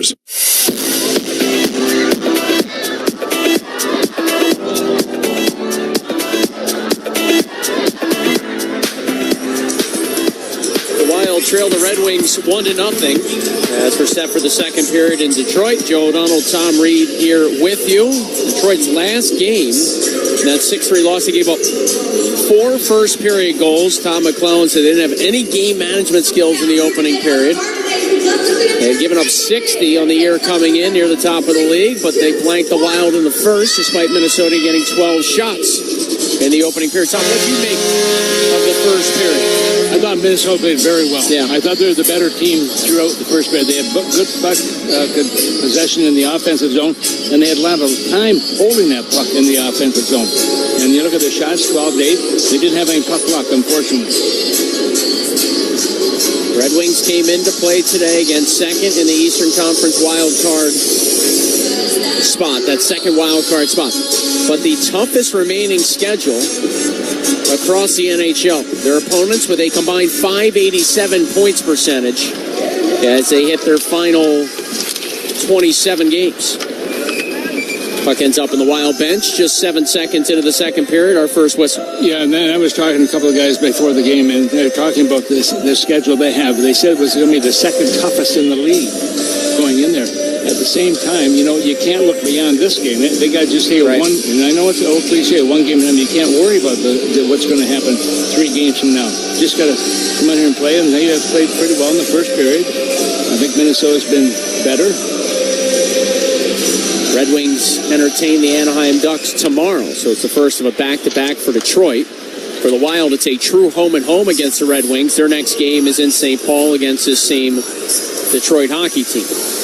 Wild from right to left on your radio dial in the second. Red Wings from left to right. Offensive zone draw here in the opening seconds of period 2. It's controlled by the Red Wings. Lucas Raymond scales it ahead, or Marco Kasper hurries to it. He one of 2 Austrians on the ice here today. Of course, Minnesota's Marco Rossi, also of Austrian descent. Chance here for Kasper in front. Right kick save, Fleury in tight after a long high slot chance. Rattle around in front. Fleury a couple of stops to keep it a 1-0 game. Rossi hit the deck at center. Zuccarello to lose puck. Right circle Boldy. Offensive zone. Boldy spun off of Larkin. Dance past another check. Boldy then dumped in the corner. Muscled it back for the right point for Middleton, and he lost it out to center ice. Great effort by Boldy, though. He's had a really good first period. Zuccarello for Middleton to tip it. Andrew Kopp back to gather.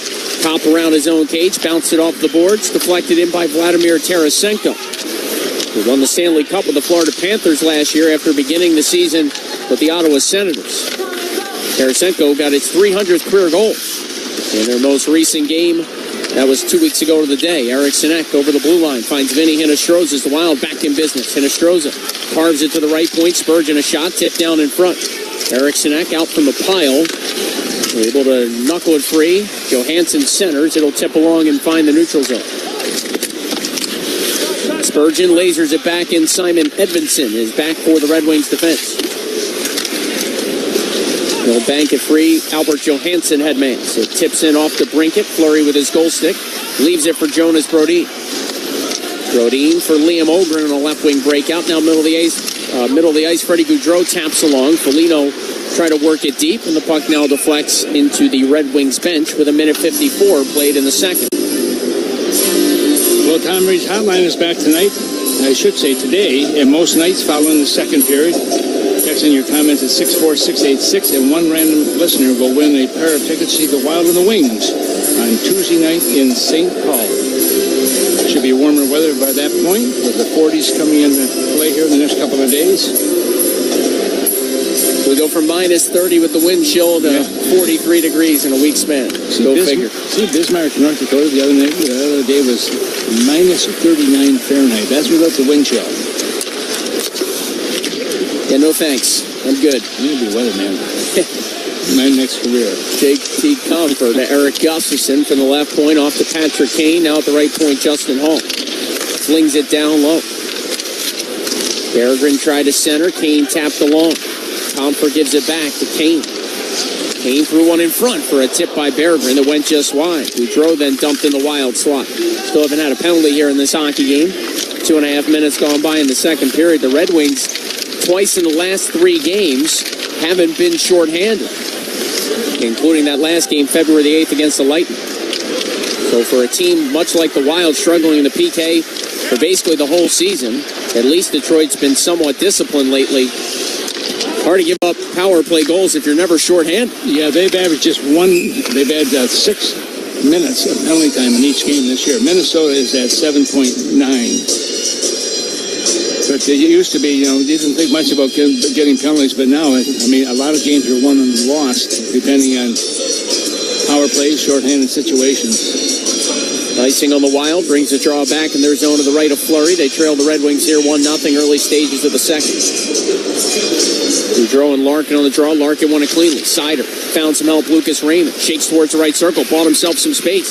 Down around the net of Fleury goes Lucas Raymond. They'll flip it up top. Sherratt feeds Sider. Hand it back to Sherratt. Stops at the right point. Ben Sherratt across the blue line. Firing one. It tipped wide. Came off the end wall for a chance by Casper that was knocked away in tight. Red Wings hold the zone. Sider to Raymond. Swerving up near the blue line. Raymond a clean look, and a shot rose off of Fleury, maybe the crossbar, and into the netting. Yeah, battle out there. I was watching. Faber was battling in front of the net area, just trying to box out the Red Wings as best he could in that situation. And that was Casper just trying to hold his ground there, try and get in front of the netminder. But Fleury, once again, able to get down nice and low where you can see that puck coming in, get a piece of it, just be in the right position at the right time. Rister definitely grazed the top of the crossbar as well. Fleury, as he so often does, uses his right hand. Thanks the crossbar for its assistance. Valeno, a little wraparound. Out in front, Fleury, a left pad save.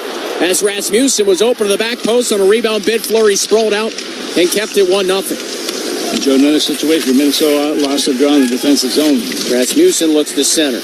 Batted around. Soderblom picks it up. Homer Soderblom. And now Valeno at the right point. Squeezes it to the Wild slot. Merrill had it. Got his stick lifted. Rasmussen steals right circle. Rasmussen to Justin Hall. Faking a shot a couple of times. And then his wrister blocked by Hustadinov to the corner. Valeno's got it now. Merrill checks him along the end glass. It comes back to Soderblom. Homer Soderblom cycles it down low. Merrill read it, cut it off, and he outlets to Shore. Shore carries the Wild ahead. Left it off Hustadinov left side. Banked it down off the end wall. Trenyon feeds the point for Jared Spurgeon. Spurgeon coming off a 2-assist game. Weaves it down low for the Wild to give chase. Brodin was the first man on the scene. He was checked. Minnesota held in for a moment. Held in a second time, for that matter. But finally Gustafsson to Hall as the Red Wings regroup to Brinket. Finds Vladimir Tarasenko, the longtime St. Louis Blue. Back to DeBrincat. He's stripped, and the Wild have a 3-on-2 if they hurry. Over the blue line, Zuccarello, and he tried to center, but Boldy had peeled off, and so Tarasenko steals, and Andrew Kopp now clears out to the neutral zone. Brodin's pass up ice, intercepted. Penalty call coming here. Rossi got his stick into the side of Edvinsson. With a hook. The game's first power play. Wasn't much of a hook, but it was a hook, and that's gets the attention of the referee. And here's the call. First penalty of the game. Minnesota, number 23, 2 minutes for hooking. I will find the time of the penalty going to number 23, Rossi. Well, we'll see what happens with the power play of Detroit and also the penalty killing of Minnesota. You look at Minnesota on the PK right now, they are ranking 29th overall, 71.6%, which is not good.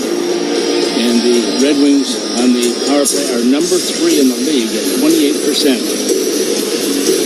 Red Wings were 1 for 2 February 8th in their prior contest to this one. At home, 26 power play goals in 29 games. So Rossi in the box. Larkin open in the slot with a wrister. Fought off by Fleury. Puck comes to center point, Sider. Now left side, Lucas Raymond attacks. His pass tipped by Faber. Rescued again by the Red Wings man advantage. Here's Raymond. Down low. To Brinket. Scoops it back to Raymond. High slot, middle of the ice. Sider a shot. Blocker save Fleury. Raymond to the loose puck. Lucas Raymond twisted it to Dylan Larkin. Larkin feeds center point, Sider. To Raymond. Now to Brinket came out in front. And scores. second of the game for Alex DeBrincat. This one on the power play, and the Wild trail 2-0. Now, DeBrincat a little bit deep in that slot area to begin with, and they had a couple of good chances, but the power play has been working so well for this hockey club also, the Detroit Red Wings. This one comes at 5:41 of the period, but just good puck possession by Detroit, moving the puck and getting to a point where DeBrincat, who's right on the goal line to the right of Fleury, steps out, and being a right-handed shot is able to get that top corner and put it away and give his team a 2-0 lead here. This one, a power play goal, and puts Minnesota down by 2. So the Farmington Hills, Michigan native, Alex DeBrincat with a pair of goals. He had 2 points against the Wild in the 2 games last season. We got a little discussion here between the officials and a couple of players. One of them, the Wild's Joel Eriksson-Ek. And now the officials are going to huddle up. I don't know if that puck ever went in initially, Tom. Then Detroit did push it over the goal line. Larkin actually tucked it in, but did the whistle blow at that point? So we'll get another look here. But DeBrincat came out. He raised his arms in the air. And a couple of players around the net kept battling just to make sure. Well, that puck never went in initially. It went behind Fleury then. So it hits the junction. Goalpost crossbar over the glove side of Fleury. Never went in initially. Bounced around, sat behind Fleury. Larkin eventually tucked it in as he was battling against Eriksson-Ek, but had the whistle blown prior to that. That would be the key. They're putting Rossi back in the box, so this tells me no goal. Entered the net prior to the intent to blow the whistle. Before video, the call on the ice is no goal. No, they're saying that. Well, that's interesting because I would have thought for sure the call on the ice was a good goal. Hence the goal horn, the celebration, and everything else. Larkin saying, hey, that puck went in because I pushed it in, but the officials might be saying we were going to blow the whistle or did blow the whistle prior. Yeah, the intent was to blow the whistle, and just that time it takes to bring your hand up to your mouth to blow the whistle. There's the intent right there. I'm going to blow it. It's not in there yet. And so it does that, and as a result of that, it remains 1-1. That's a huge break for Minnesota. And so the Wild might catch a break here. We'll see what video review determines. But it was DeBrincat celebrating his second of the game, 26th of the year. The Red Wings power play under Todd McClellan in 21 games, 36.5%. When I was watching, just watching Larkin, for example, he's so... Esposito used to be like that. Esposito was outside the hash marks. Hard for a defenseman to go to because it leaves too much space behind you. Yeah. John Hines, I asked him this morning, Tom, I said, what makes this Red Wings power play so good? And obviously they have the skill, right? The power play players, the guys that can execute the scheme. But he did talk about how Larkin roves around a lot. He's in the bumper. He's down at the goal line. He says they really put a lot of stress on you at the goal line to the Red Wings power play, meaning stressing out the Wild PK. And that time it was Larkin after DeBrincat thought he had scored initially. And again, we await official word. Rossi's still in the penalty box for now. And right now it says still 1-0 Detroit. With 14:19 to go in the second period. It's showing 3 shots by Detroit with this power play also, and they are moving the puck. They have been so good, as I said before. They're number 3 overall in the NHL when it comes to power play success. 45 goals coming into this game, but they're also number 6 at home. I mean, that's still very high. And here is the call. After review, Detroit number 71 put the puck in the net before the whistle. Therefore, we have a good goal. Well, it is 2-0 Red Wings. Although it's not DeBrincat, it's Larkin, which is his 24th of the year. Yeah, that's a huge goal for them also. And give the officials credit, too. They said the whistle had gone, but the intent was to blow the whistle. And they did, but they said the puck went in there after the intent was made. But now they come back in the review saying it is goal. I'd like to see that a few more times to agree with them. But that being the case, it's going to be a 2-0 lead for Detroit, as we said. Into DeBrincat knows where the back of the net is, no question about it. So Larkin's 24th at 5:41 of the second period. DeBrincat will grab the first assist. Again, tough bounce there for the Wild. It sat behind Fleury. Eriksson Ek saw it. So did Larkin. The two players essentially played to the whistle, if you will, that cliche we so often hear, whereas DeBrincat had already started to celebrate, and a couple of Red Wings players joined him in the slot. Larkin stayed with it, tucked it home.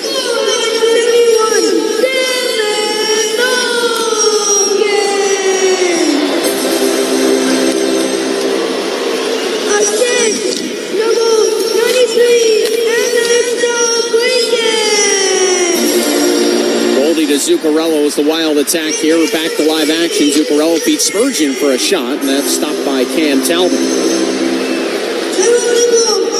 Timeout. Period. The Wild trail the Red Wings 2-0 in Detroit. You're listening to Wild Hockey, presented by XL Energy. From in the crease to in the locker room. Four Nations Team Canada Face-Off Associate GM, Jim Nill. You as a manager view goaltending going into the tournament in February. Yeah, we're talking about two of the guys that won Stanley Cups and play in those type of pressure games. That's a pretty good resume to have. So we're pretty confident with it and pretty confident with the team that we're going to have playing in front of them. Sirius XM, NHL Network Radio, Sirius XM 91, and on your schedule with the Sirius XM app. NHL Morning Skate. I think general managers must sit back in their chairs, Gore, and they must say, okay, if we make a coaching change here, chances are that at least for 10 games, we're more than competitive, and we're probably going to win much more than we lose. Coaches are probably yelling an expletive, right? About, whatever, how that particular trend is going. So you're right. So far, it's like perfect. NHL Morning Skate with Scott Laughlin and Gord Stellick. Weekdays, 7 a.m. Eastern on NHL Network Radio, Sirius XM 91, and the Sirius XM app. Feel the excitement of the UEFA Champions League knockout stage on Sirius XM FC. Europe's best clubs. What a start for Inter! And Barca are level! Brilliant Arsenal goal! The world's brightest stars. Mbappe! Kane! Salah to score! All chasing club soccer's ultimate prize. A new page in their glorious history. The Champions League knockout stage, where legends are made. On Sirius XM FC, channel 157 in the car, and the Sirius XM app.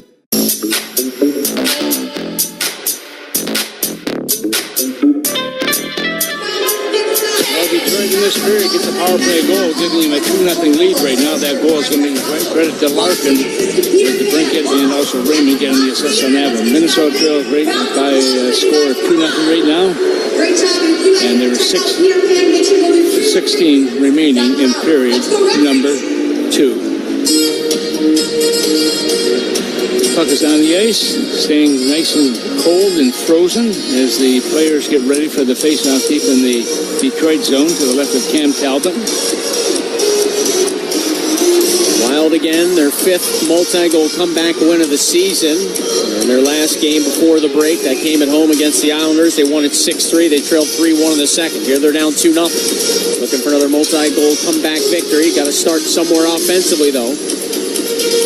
Minnesota with those 6 goals against the Islanders. They had 6 goals total in their previous 4 games before that one. So it's nice to see the team show a balanced and good offensive attack against the Islanders in St. Paul on February the 8th. Faber tries to clear out of his own zone, held in by Kopp. Now it's shuttled down low by Tarasenko. DeBrincat outdueled Faber. Now it's DeBrincat, checked by Eriksson Ek. Bounced it around, hoping for some help. Kopp couldn't come up with it. It is Vinny Hinostroza from Minnesota. Sweeps it along. Johansson beaten to the puck by Albert Johansson of the Red Wings. If those two could get off the ice at the same time, I'd appreciate it. Faber pins up his man to the right of Fleury. 7 minutes now played in the second. Hinostroza merges with the puck. Connected with Middleton, and now it comes onto the tape of Jules Eriksson Ek. Off to Hinostroza. Flipped it back looking for Eriksson Ek's side of the net. Talbot able to gobble it up. Yeah, easy save for him. Just kind of filtered its way to the net, and the veteran netminder makes the save on that one. That'll keep the face-off. Oh, we got a penalty here. Trip.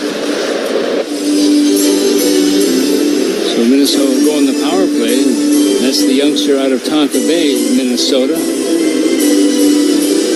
played for Toronto last year. He was the first defenseman in Leaf history to score 2 goals in his first 2 games, and that was back in 2017 and 18. What makes that interesting, those are the only 2 games he played all year long. Back in the minors for the rest of it. Made the most of it. Yeah, he sure did. So Wild power play their first of the game. They were 1 for 2 weeks ago in their previous contest. 24th in the league overall. Red Wings penalty kill much maligned. Dead last in the NHL at 69.7%. Favor to Zuccarello, left circle. Handed it down low, bouncing puck. Hinostroza collects it, feeds Zuccarello again. Matt Zuccarello attacks towards the left dot, fired one, deflected wide. Hinostroza rescues the rebound. His aerial pass tipped by Veleno, grabbed by Boldy and shoveled up top to Faber. Back to Boldy. Once more Faber. Again Boldy, who had a 3-point game against the Islanders. Boldy, right circle, dances through the slot, fired one. Knocked away by Talbot. Good keep by Zuccarello left point, but his feed rink wide hit Comfer and tips out the center. Boldy on the regroup. Carries right back along Zuccarello. Scales it to the right side. It kicked away from Eriksson Ek. Hustling to it, Hinostroza. Vinny Hinostroza finds Boldy. It's a power play resets here in the offensive zone. Boldy, a shot tip. Rebound, they score! Hinostroza out of midair, deflects it in. It's a power play goal, and the Wild are back within 1. Yeah, that's a huge goal for Minnesota, and for Hinostroza also, Joe, the fact that they're able to get that, and you saw that puck came up in a kind of a swinging motion, almost baseball style, to the left of the goaltender, Talbot, but he gets it and he knocks it. It was below the crossbar, so it's a good goal, and with that, Minnesota is back in the game. Shots by right now, 17-15 in favor of the Wild, but they trail by 1. Second goal in 3 games with Minnesota for Vinny Hinostroza. Boldy will get the primary assist as his shot rattled around. Actually, it was first tipped by Hinostroza, stopped by Talbot, but Hinostroza poked the rebound out of midair into the back of the net. So each team's penalty kill, which has been a sore spot for both clubs. And each team's PK has been dented on the only power play for each side so far. Wild going right back in on the forecheck, going to work here. Foligno pressures. Berggren rotates it back behind his own net for Albert Johansson, who cuts out through his own slot, fed Patrick Kane. Kane, a left wing dish, Edvinsson. Simon Edvinsson works into the Wild zone, just pumps it down low. Kane try to throw it in front. Freddie Gaudreau steals, and now Marcus Foligno has it for Minnesota. Foligno through the neutral zone over the blue line. A long shot sticked away by Talbot. Number 12, Matt Boldy. Time of the goal, 8 minutes. 5 seconds to the second period. Here's Foligno sweeping it around the wall. Offensive zone, Brodin pinched in. Jonas Brodin came up with his puck. Lobbed it back around the end wall. Spurgeon a crash down right side. Now Foligno below the goal line. Wrapped up for a moment. Fought through it. Worked it to the point. Ogren danced past the check. Then lost it. And it trickles out the center. Spurgeon locates. Feeds Brodin. Shifted back to Spurgeon. Laid back onto the tape now of Brodin, who bounced it ahead for Trenyon. He's got some room rumbling in left side. Centered for a shot. Husnudinov hit the iron. The goalpost on the glove side of Talbot kept this from being a 2-2 game. As Husnudinov with that quick release time. Yeah, the thing is, he's playing with some passion also in this game. You can tell right now he wants to be in the National Hockey League. He doesn't want to be in the minors. And good shot by him, but off the pipe. Spurgeon to Brodin. Up ice looking for Devin Shore. It was tipped by Dylan Larkin. The Wild stay with it. Little chip and chase by Husnudinov, leaning on Justin Hall. Now Trenyon right wing corner, center. Devin Shore fumbled it for a moment. That allows the Red Wings to skate ahead. Lucas Raymond. Left wing pass to Casper. The return feed was tipped. Middleton did well in the one-handed free, and the Wild have a 3-on-2 out of their own zone if they want it. Husnudinov to Trenyon. Late help coming short, left circle. Back in front for Yakov Trenyon, and that deflected chance rose over the crossbar. Trenyon dug a puck free. Sent it along to Middleton. The Wild buzzing here. Down 2-1 in the second period. We're halfway through regulation now. As the Red Wings steal, Larkin gains the red line and spirits one in. Fleury could not stop it back of his cage. Faber right wing corner. Pounds it off his end wall. Bouncing puck out away from Middleton. DeBrincat swarms to it. Centered open. Cop with a wrister. Shouldered away by Fleury. Jab back out in front. And Middleton poked it away from trouble. Jake Middleton through his own slot now for Brock Faber. Left wing breakout feed. Boldy shoots it ahead. Bouncing puck in the Red Wing slot. Stabbing at it, Zuccarello. It's grabbed by Sherratt and lifted back out the center. The pace heightening here in the middle frame. The Wild leading in shots 18-16. They trail on the scoreboard 2-1. Boldy for Zuccarello over the blue line left side. churned it around the boards. Rossi waited for it. Rossi got some help from Boldy. He muscled it back to the point, but Spurgeon couldn't hold the line. So the Wild regroup at center. Brodin to Zuccarello. Tipped along for Rossi. Bursting over the blue line. Centered. Spurgeon open with a wrister, and Tarasenko tips that into the netting.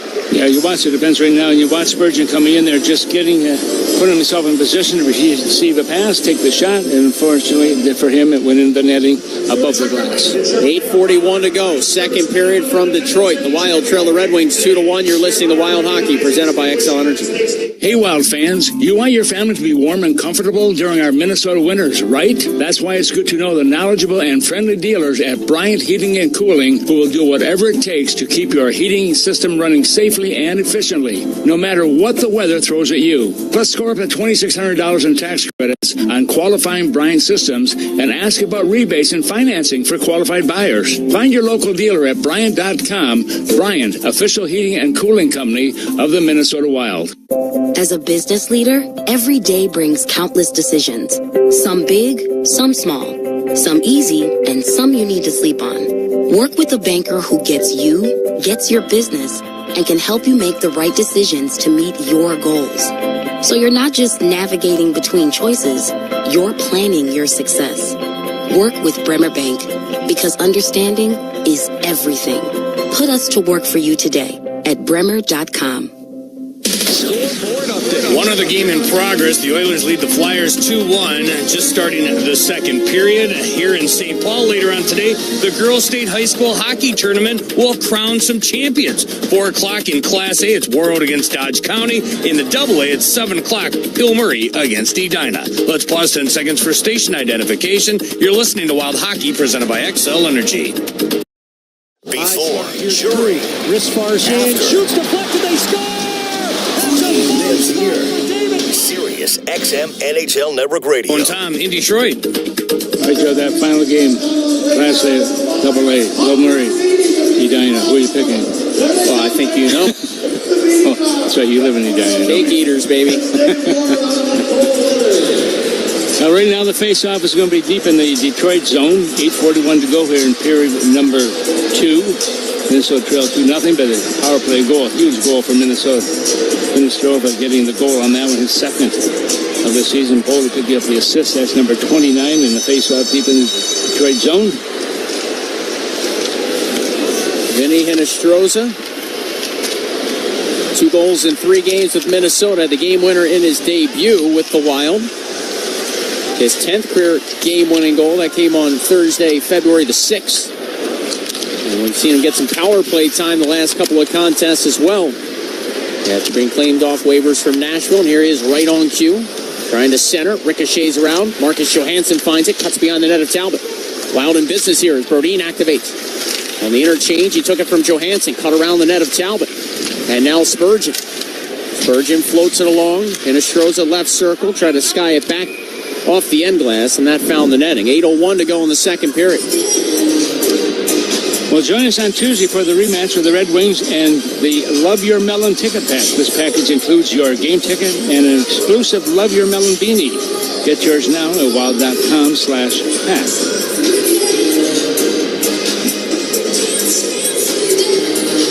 Goudreau, Ogren, Foligno, Merrill, and Bogosian for the Wild. Both Goudreau and Foligno scored in that game prior to the break for Minnesota. Out of his own zone comes Eric Gustafson. Played with the Rangers last year, former Oilers draft pick. As Detroit floats it in, back is Merrill. He's checked there. Goudreau battles defensively. Freddie Goudreau sneaks out with his puck for a moment. Then Merrill to support. Back to Goudreau.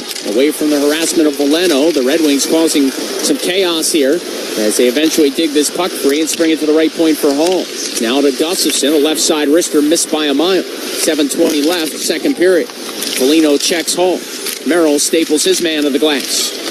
Veleno trying to come out from the corner. Goudreau had his stick shattered in 2.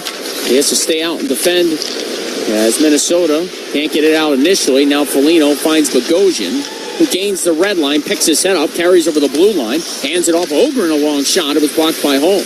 Rescued by Bogosian, who dropped it back for a shot by Foligno, and that's blocked by Soderblom.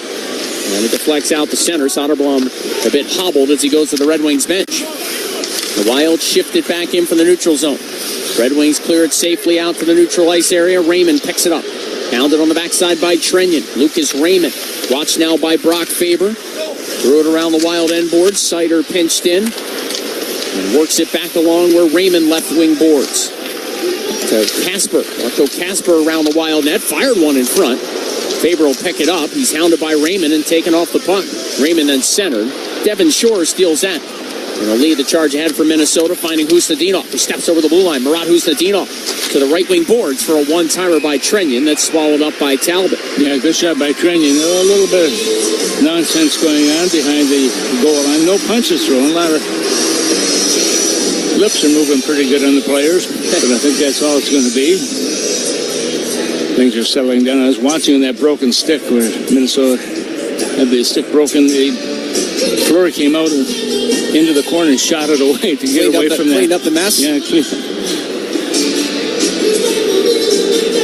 6:12 to go here. This second period slowed down considerably compared to the first period, which we usually expected to do. Yeah, there was a stretch in the earlier part of this period where it felt like the pace was good. The teams were kind of trading chances, but a bunch of whistles lately.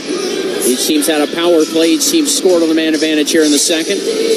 Red Wings led 1-0 after 20 on the goal by DeBrincat. A bit of a broken play that he got to the puck and deked past Fleury for an easy tap-in. Albert Johansson soars it ahead for the Red Wings. Back is Middleton. He's tied up. Goldie helps it along. Zuccarello used the ice beneath him to shake free, and then his long feed tips into the Red Wing zone. Rossi will be the first man to it. Edvinsson bottles him up along the end glass. The Wild come along. Zuccarello had it momentarily. Now Edvinsson off his end boards where it's skated by Albert Johansson, whose pass finds DeBrincat. Drop back for Simon Edvinsson. Edvinsson's feed went errant. Faber steals in his own slot. Ripped it along. Boldy tried a one-touch. That's broken up, and now Patrick Kane. Kane, who is at over 1,300 career points coming into this hockey game. As Fleury sets it up now for his defense. Faber off the left wing boards to Rossi, and will make the save clear out the center. Sherratt, Tedmans. Berggren taps in. Middleton turns and chases the left of Fleury with Berggren leaning on him. Jake Middleton able to force it free. Zuccarello touched it off the left wing boards. Couldn't clear though. Jonathan Berggren. The rink-wide pass for Sherratt, who wheels back near the blue line, fired one that tipped wide. Fleury stabbed it away from trouble as it came off his end boards. Berggren now trying to shovel it to the point. That splits the Red Wings defense, and the home side has to reset. The Wild trying to hustle off on a change as Sider comes right back over the blue line. Moritz Sider fights his way to the right wing board. Sider tried to center it, tips free. Berggren right circle with a shot, fought off by Fleury. Zuccarello chunked the rebound to the left wing dasher, and it's golfed along by Eriksson. Red Wings are back on it with Sider, peeling away from Marcus Johansson. Sider again leads the rush up ice. Soderblom now chops it to the right side for Kane, who had a 20-goal season last year with the Red Wings. He threw one to the back post, and a great save by Fleury with his right pad as he robbed Michael Rasmussen. Great vision by Patrick Kane. Wild get it out to the neutral zone. They turn it over. Here comes Kane again. Right wing boards carrying in the Wild zone. Dropped it off. Open. Gustafsson a shot. Shoulder save. Fleury. Rebound in front. Fleury folded off on his backside. Robbing Rasmussen again. Maybe it was Soderblom as well in tight. But Fleury holds the fort and the Wild stay within a goal. Yeah, you talk about a gamer and no question about Fleury. You watch him battle there also. He's dealing with the players and he's able to take that glove of his. The puck was going to go on top shelf and he just knocks it away and keeps the puck out of the net, and that remains the score 2-1 in favor of the Detroit Red Wings. Some big time stops from the future Hall of Famer in the Wild late in the second. Remain down 2-1 here in Detroit. You're listening to Wild Hockey, presented by XL Energy. We are gathered here to what's with the blanket? Oh, it's my Securian blanket. It's an unsubtle metaphor for the security I feel knowing I have smart insurance and retirement solutions from Securian Financial. I see. And sir, do you also trust Securian Financial with your insurance and retirement solutions? I do. Prepare for your future. Talk to your employer, affinity group, or a financial professional to get started. Learn more at Securian.com. Insurance issued by subsidiary companies. Securian Financial Services. Member FINRA. No matter who you are or what you do, there's a Ford vehicle that can help you own the day. Make life on the go a walk in the park with the new Ford Explorer. Become the MVP of the work site with the unrivaled performance of a new built Ford Tough F-Series truck, the best-selling trucks in America. Or discover what it really means to adventure in the great outdoors with the new Bronco Sport. Whether it's for work or play, there's a Ford with a great deal waiting at your local Northland Ford dealers. Don't wait. Get behind the wheel of a new Ford today. Based on calendar year total sales. Hey Wild fans, Minnesota-based and family-owned Old Dutch Foods has been creating taste sensations for generations of hometown Wild fans for over 90 years. Stock up on your favorite Old Dutch game day snacks at your local grocery stores to make game day a win. Old Dutch is a proud supporter of Wild hockey. Let's go Wild. Old Dutch potato chips. Old Dutch the snappy chips. Old Dutch, quality lives here. Snappy Old Dutch potato chips.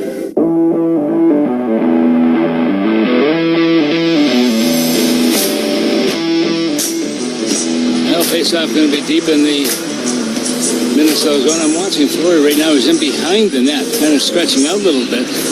His back and so on. It seems to be okay. Now he's got the gloves back on. Moves around to the front of the net. Faceoff will be to his right with 3:56 to go here in period number 2. Shots right now 21-19 in favor of Detroit, who have that 1-goal lead, 2-1 over Minnesota. Tom, we talked about the Four Nations face-off in the USA-Canada championship game. Jordan Binnington, those big stops for Team Canada at one end in overtime, and then what happens moments later? Back of the net, the other end, past Connor Hellebuck. For the Wild, Fleury, some big stops, keeping it 2-1.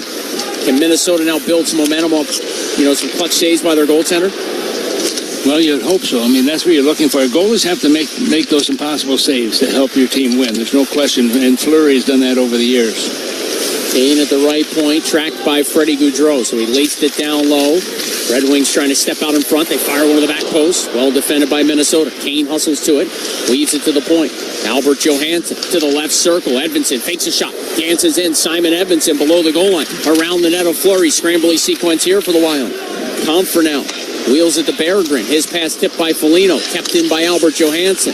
Now Edvinsson to Kane. Outside the right circle. Dances through the high slot. Spins up near the blue line. Patrick Kane a long shot. It was blocked out in front. Berggren and Foligno battle. Foligno wrestles him down. Legally, they say.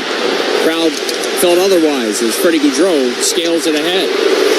Foligno and Berggren still 200 feet from the puck, wrestling with one another as both teams are trying to change. Merrill in the neutral zone, grabs a loose puck, rattles it in from center. Under 3 minutes to go, period 2 in Detroit. Joe O'Donnell, Tom Reed with you. The Wild trail the Red Wings 2-0. Edvinsson started the breakout along. Johansson gains the red line, sends it in for Detroit.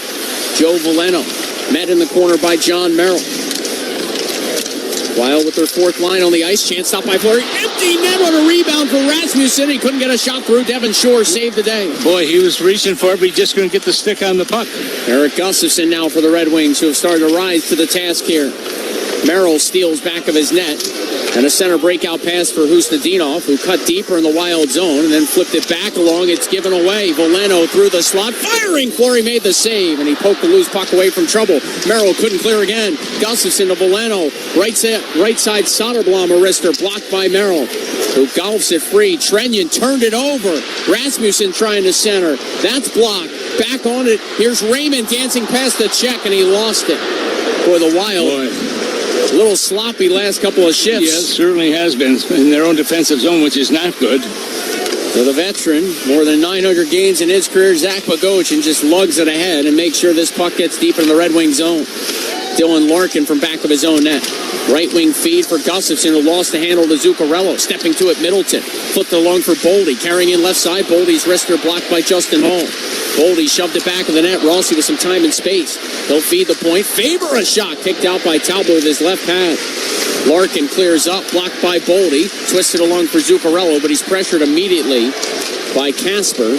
And the Red Wings get it out the center, where Raymond was taken off the puck. Rossi hands it back. Faber, D to D, and Jake Middleton, left wing boards.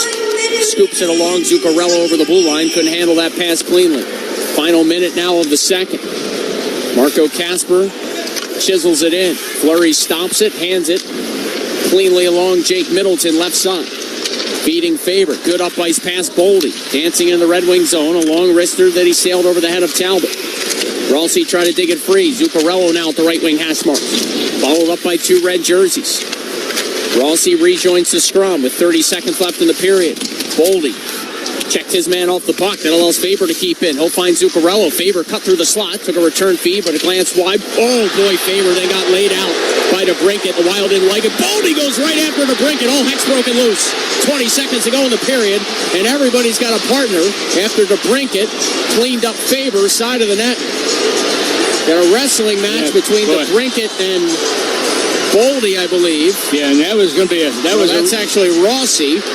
And Boldy now trying to get after a couple of Red Wings players. Love to see it from a Wild perspective. And more than anything, Faber appears to be okay, TR. Yeah, I think he's going to be okay, no question about it. But it was a race to see who was going to get to bring it first. But we will have penalties going to be called in this one. And Boldy's going to be the first guy in the penalty box. We'll see if there's any additional penalties on the play. We have not had a lot of penalties. We've had really no nonsense in this game.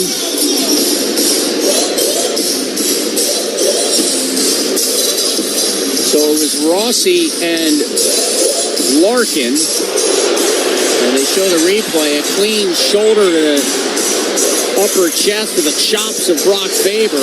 Maybe the arm extended a little bit. Brings that elbow up a little bit, and that's the question I would have too. When DeBrincat knew it was coming, Boldy was the first guy there. Rossi right there. Now we're gonna. Boldy came in like a bat out of you know what. The cheering you hear, they've got DeBrincat on the big board, and they want some noise made. Here are the calls. All this with 20 seconds left in period 2.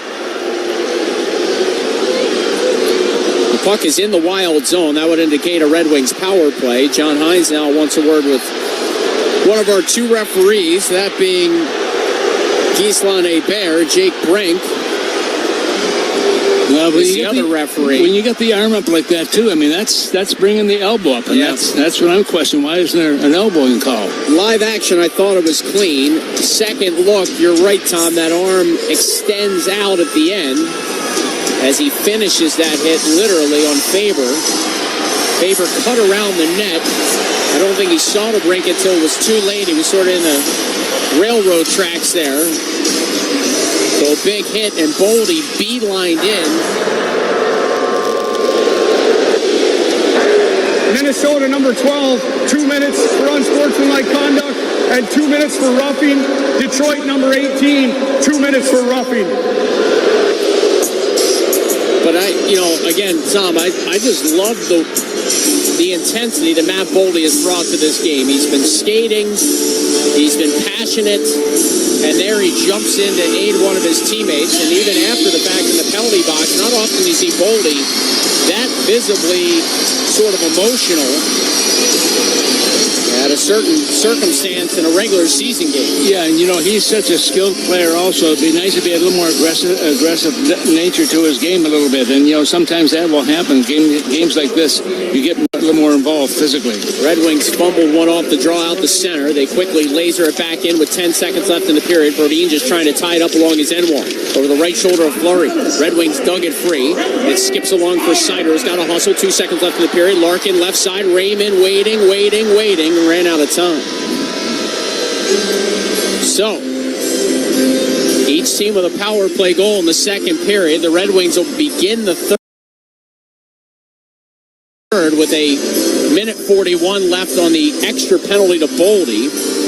And the Wild trailing 2-1, and both teams mulling around the red line here after the conclusion of the second period.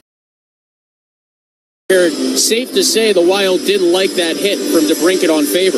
Well, I got to question it also and see if the league takes a look at it. Whether or not they will, we don't know that. But we saw Connor McDavid throw an elbow and nothing happened to him on the ice or by the league. But both these teams in the second period, Wild had 8 shots in that second period, getting a 2-period total of 20, and the Detroit Red Wings have now 23 with 15 shots in that second period. A lot of stick taps as well from Marc-Andre Fleury as he headed back to the Wild dressing room, down the tunnel, because a couple of big saves from the man they call Flower kept this game within reach for the Wild. So Minnesota down 2-1 after 40 minutes of play. We got a Tom Reed's hotline and a recap of all the action so far. That comes your way after this. Kevin Fallness takes it from here. You're listening to Wild Hockey, presented by XL Energy. Baseball season's almost here, and MLB Network Radio will get you ready for opening day with a tour of spring training. Hear team previews of all 30 teams as our experts talk with players, managers, and executives shaping the 2025 season. How does your team look? Our team will break it all down. MLB Network Radio's tour of spring training, going on now on Sirius XM Channel 89 and the Sirius XM app. NHL Morning Skate. I think general managers must sit back in their chairs, Gord, and they must say, okay, if we make a coaching change here, chances are that at least for 10 games, we're more than competitive, and we're probably going to win much more than we lose. Coaches are probably yelling an expletive, right? About, whatever, how that particular trend is going. So you're right. So far, it's like perfect. NHL Morning Skate with Scott Laughlin and Gord Stellick. Weekdays, 7 a.m. Eastern on NHL Network Radio, Sirius XM 91, and the Sirius XM app. Hockey 24/7 on Sirius XM NHL Network Radio. Playing in the Four Nations face-off for Team USA, Connor Hellebuck. How do you feel about getting a chance to play for USA? The type of hockey it's going to be fun. There's going to be some high-pressure games. You're going to be putting your country's jersey on. You're representing your country. I think we're going to have a great fan base around us. I'm really looking forward to what it brings. Sirius XM NHL Network Radio, Sirius XM 91, and on your schedule with the Sirius XM app. Feel the excitement of the UEFA Champions League knockout stage on Sirius XM FC.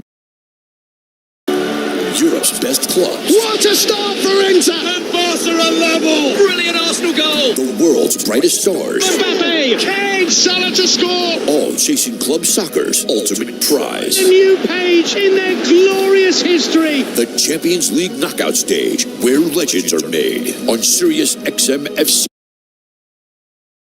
Channel 157 in the car and the Sirius XM app. From in the crease to in the locker room.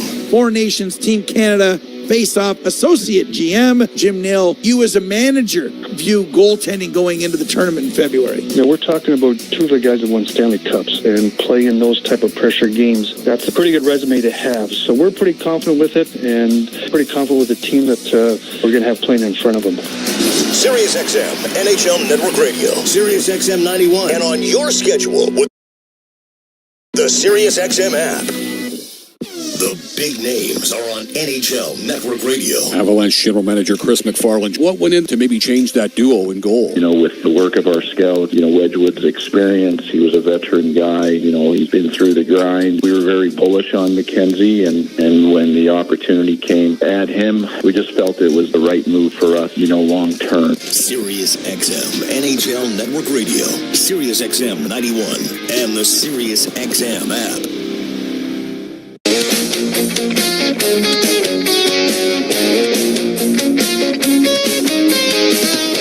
Good to be back in the saddle. We're through 2 periods in Detroit. The Red Wings lead the Wild 2-1. Goals, the scoring was started midway through the first when Alex DeBrincat scored his 25th of the year. That's your score after 1 period of play. Go to the second.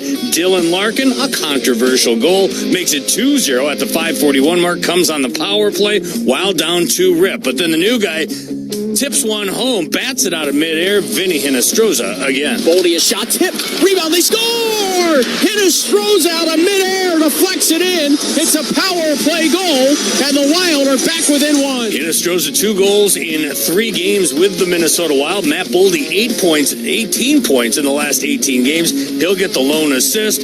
Wild cut the lead in half and really not only are they getting goals, but how about the stellar stops by Marc-Andre Fleury in goal? Kane again, right wing boards, carrying in the Wild zone, dropped it off, open. Gustafsson a shot, shoulder save Fleury, rebound in front. Fleury folded off on his backside, robbing Rasmussen again. Maybe it was Soderblom as well in tight, but Fleury holds the fort, and the Wild stay within a goal. Wild outshot, 15-8 in the second period. 14 saves for Fleury. He's got a 2-period save total of 21. 19 saves total for Cam Talbot. Thus far, the Wings are 1 for 1 on the power play. The Wild are 1 for 2. The Wild will be shorthanded when we continue.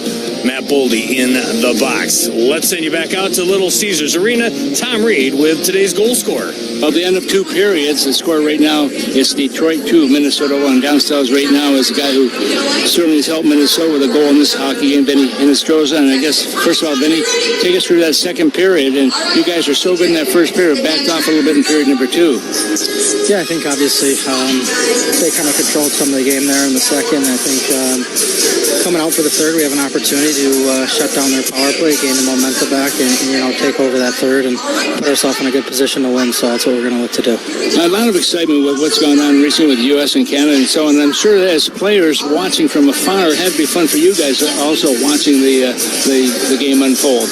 Yeah, it was incredible, watching these guys on our team get to represent their countries, and obviously being an American, you're always rooting for the U.S., and it was super cool to watch with my young kids and stuff, and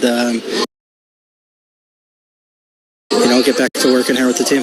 Well, you've been around a long time now, and this is your 10th year in the National Hockey League right now, and of course, have you seen the game involved since the time you've been in it? Like a Four Nations sort of thing? No, I'm talking about the NHL right now. You've been here 10 years. It certainly has changed over the years. Oh, yeah, for sure. I think when I first came in, it was definitely more physical, less plays being made, and now, all these young guys coming in the league, they're all super skilled, super fast. Everyone can skate now. Everyone can make plays. So it's amazing to see how the game has grown over the past 10 years. Yeah, that first period by Minnesota I thought was a terrific period, the way they moved the puck and so on. But so often we say there's little adjustments that are made after the first period going into the second period, so it slows it down a little bit. Yeah, I think you always want to keep your momentum going, but obviously there's twists and turns in the games and different stuff happens and stuff like that. They got a power play goal there that, we don't know if the whistle blew or not, so we're just going to look to come out in the third, score a goal, tie it up, and see what we can do here. Yeah, your baseball swing was pretty good to get that goal. Thank you. Nice to be here. Thanks for being with us. Yeah, thanks. Vinny Hinostroza, our guest down here. Kevin, let's go back to you. Thank you, Tom, for joining us in the intermission. Vinny Hinostroza will get a gift certificate down to Tom Reed's Hockey City Pub. Quick break, and then when we continue, Tom Reed's hotline. Get your questions in now. Text us, 64686. We're giving away Wild Wings tickets next. This is Wild Hockey, presented by XL Energy. MLB Network Radio gets you ready for opening day with a tour of spring training. The best time of the year. Hear interviews with all-stars. This is Mookie Betts. I'm Adley Rutschman. I'm Aaron Judge. And insights and analysis of all 30 clubs. The biggest thing here in spring camp is there's a different aura. Offensively, this guy is just a machine. Talk baseball with our experts on Channel 89 in the car. And listen to your favorite team spring training show on the SiriusXM app. NHL Morning Skate. I think general managers must sit back in their chairs, Gord, and they must say, okay, if we make a coaching change here, chances are that at least for 10 games, we're more than competitive, and we're probably going to win much more than we lose. Coaches are probably yelling an expletive, right? About, whatever, how that particular trend is going. So you're right. So far, it's like perfect. NHL Morning Skate with Scott Laughlin and Gord Stellick. Weekdays, 7 a.m. Eastern on NHL Network Radio, SiriusXM 91, and the SiriusXM app. Feel the excitement of the UEFA Champions League knockout stage on SiriusXM FC. Europe's best clubs. What a start for Inter! And Barca are level! Brilliant Arsenal goal! The world's brightest stars. Mbappe! Kane! Salah to score! All chasing club soccer's ultimate prize. A new page in their glorious history. Thomas. No, did he ditch us? I think he bailed on us again. That's not very nice, Mr. Tom Reed. You've got business to attend to with the Minnesota Wild Radio Network, and he dumped out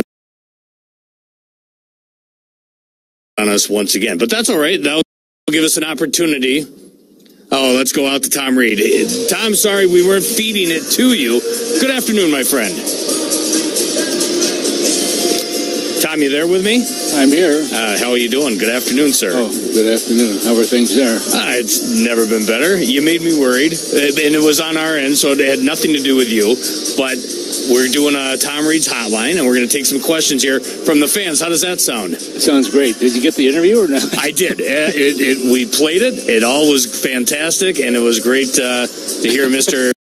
Vinny Hinestroza. Also great to see you, or to hear your voice as well. Let's jump right into it. Jeff, you been drinking or what? No, I'm navigating on the fly, my friend. It's unbelievable. Let's go to Lake of the Woods. That's where Jeff is. He wants to know which Wild player impressed you most at the Four Nations tournament. You got 5 to choose from. I'm going to go with the winning goaltender. I just think, when you have a guy who can stop the puck, you have, and I've said this before, goaltending is going to make a difference in a hockey game, and that's exactly what happened. And there's no question that both teams, either team could have won that series. It was that tight, and I thought that the players themselves really stepped up on this one. So you like Binnington? Yeah. Oh, I didn't say his name, did I? I'm sorry. Yeah, Binnington. Yeah, you're right. He's been subjected to a lot of abuse on social media, the way he was playing and so on, but he stepped up on that one. He was really the difference in that game. No doubt about it. How about which Wild player impressed you most of the 5 that showed up? Boldy.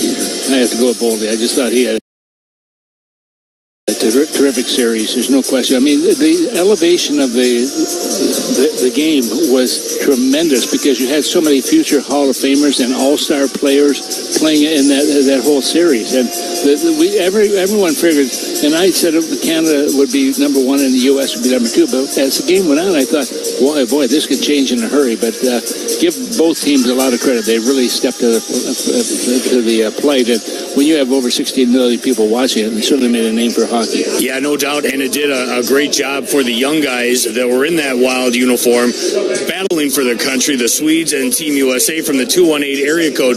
What does battling for a team on that incredibly high stage do for a young player's confidence, in particular Matt Boldy and Brock Faber? I always talk about confidence in a player, and the more a player plays and the better he plays, that's where the confidence level really starts to step up, and there's no question that was the case. That first pair for Boldy was terrific, and he has been so good for Minnesota since coming here. He's a young kid, got a lot to learn yet, obviously, but he certainly is on the right track.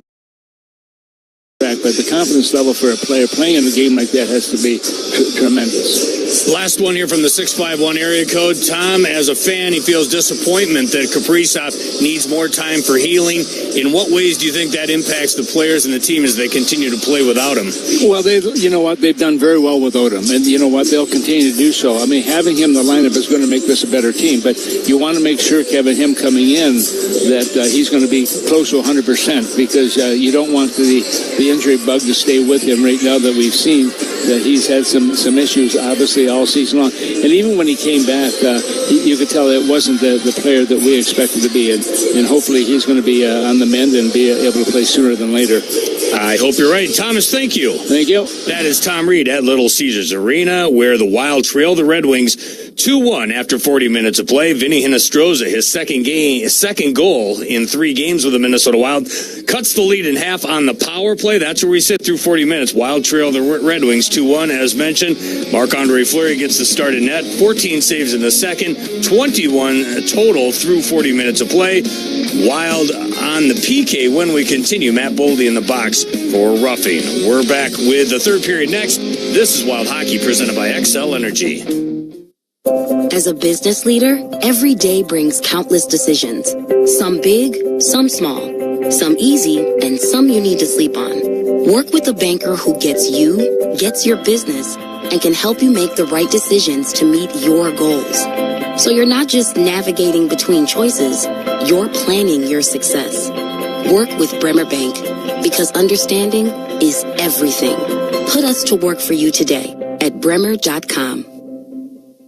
You have a job and a paycheck. Sure, that usually works for keeping your finances on track. But there are times when having access to the money you've already worked for can be a game changer. In between times are the ones that can make a big difference in your life. Income's daily pay. With daily pay, you can access your earned wages when you want them. Because your hard work happens on the daily, you should be able to reap your rewards on the daily. Find out if your company offers daily pay. Visit us at get.dailypay.com. We just want to have enough money for retirement. And travel to visit our grandchildren. I understand. That's why at Fisher Investments, we start by getting to know each other, so I can learn about your family, lifestyle, goals, and needs, allowing us to tailor your portfolio. What about commission-based products? We don't sell those. We're a fiduciary, obligated to act in your best interest. So how do your management fees work? We have a simple management fee based on the value of your portfolio, so we do better when you do better. We appreciate that kind of transparency. We also check in with you regularly to keep you up to date on the markets and your portfolio. What other services do you offer?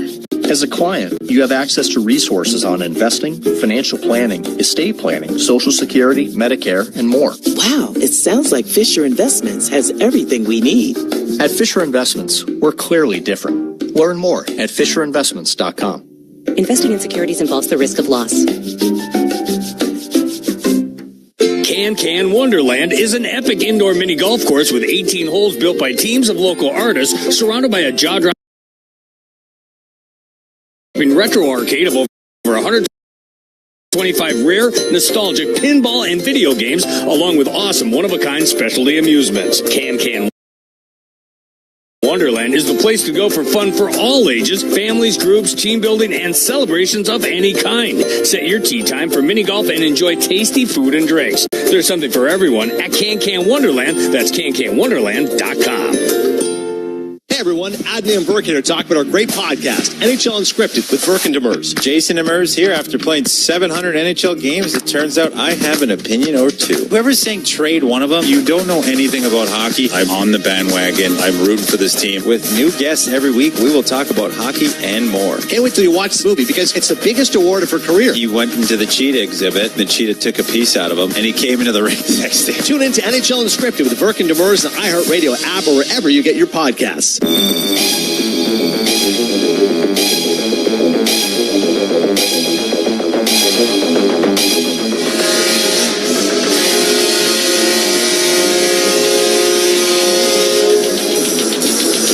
Back for the third period, Little Caesars Arena in Detroit, Michigan. Joe O'Donnell, Tom Reed here with you. The Wild trail the Red Wings 2-1.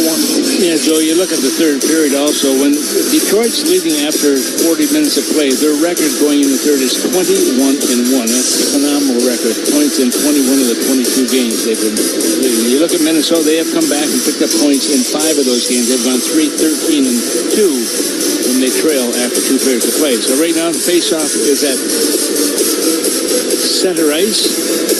Foley is still in the box, serving that double minor he picked up. Johansson, the guy beside him, he'll come out when the first penalty is up. Big penalty kill for Minnesota to start the third period. From left to right on your radio dial, that's how the Wild attack in period 3. Red Wings skating from right to left. Again, Minnesota down a goal as we're underway in the third. Red Wings power play is 1-for-1. Kane feeds Larkin over the blue line. Centered. A shot by Raymond. He scores. 22 seconds in. The power play connects again. And the Red Wings lead is back to 2. Yes, their game of power play goals. No question about it. The last 3 goals have been power play goals. 2 of those going to Detroit. And as Joe mentioned, it comes at 22 seconds. And Raymond makes no mistake. Boy, what a year he has had for this hockey club also. And they just look for him for leadership and also the points. Leads his team right now with 60 points. That being his 22nd goal of the season and has go along with 38 assists. So that gives the Red Wings the lead right now at 3-1. DeBrincat drove the front of the net. That took Eric Sinek with him. And by the time Eric Sinek spun off of DeBrincat to try and get to Raymond, the shot was lasered under the crossbar. The Wild looking at something on the monitors here on their bench.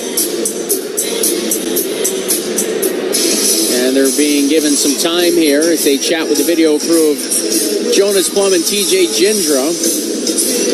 see if maybe this play was offside or if DeBrincat interfered with Fleury. DeBrincat did bump Fleury, just kind of grazed his right arm as that shot was going past him. The question would be, do the Wild want to risk a challenge here? Great shot by Raymond, by the way. Yeah. Just under the crossbar. Yeah, and he was... Minnesota is challenging the play for goaltender interference prior to the goal. And Johansson goes back in the box. He was serving the extra penalty to Boldy. So DeBrincat grazes the right arm of Fleury as the shot is whistling past his glove side, the left arm. He was in the blue paint. He didn't make a lot of contact, but he was at least partially in the goal crease.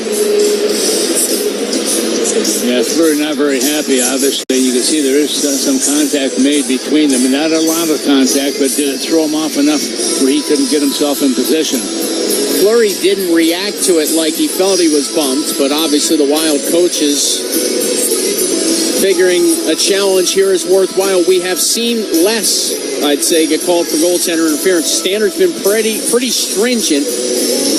If there's contact at all, it's almost always waved off, and there was contact. Again, I don't think it affected the play at all, but that's not my decision or the way they've been calling it this year. Yeah, and of course the referees will get the final decision coming from Toronto. They'll discuss it with the people in Toronto. And on the ABC TV broadcast, they got the split screen of here in Detroit and then the Situation Room in Toronto, and it looks like somebody's basement, to be quite honest, Tom Marie, with that wood paneling there. Are they at your house? No, mine's a cinder block. So, as they sort it out, John Hines looking on. Remember, Detroit had a goal that was sort of borderline to make it 2-0 at the time, where DeBrincat thought he had scored. He started to celebrate. The puck was behind Fleury. Larkin tapped it in. The officials deemed that Larkin did so before the intent to blow the whistle occurred. That was back in the second period at the 5:41 mark. Well, join the Wild on March the 11th as we host our annual Healthcare Appreciation Night presented by Gillette Children's. This package includes a game ticket and a custom Wild socks. After review, the original call that was made on the ice is going to stand. This is a goal. And the unfortunate side for Minnesota is that they'll be shorthanded again.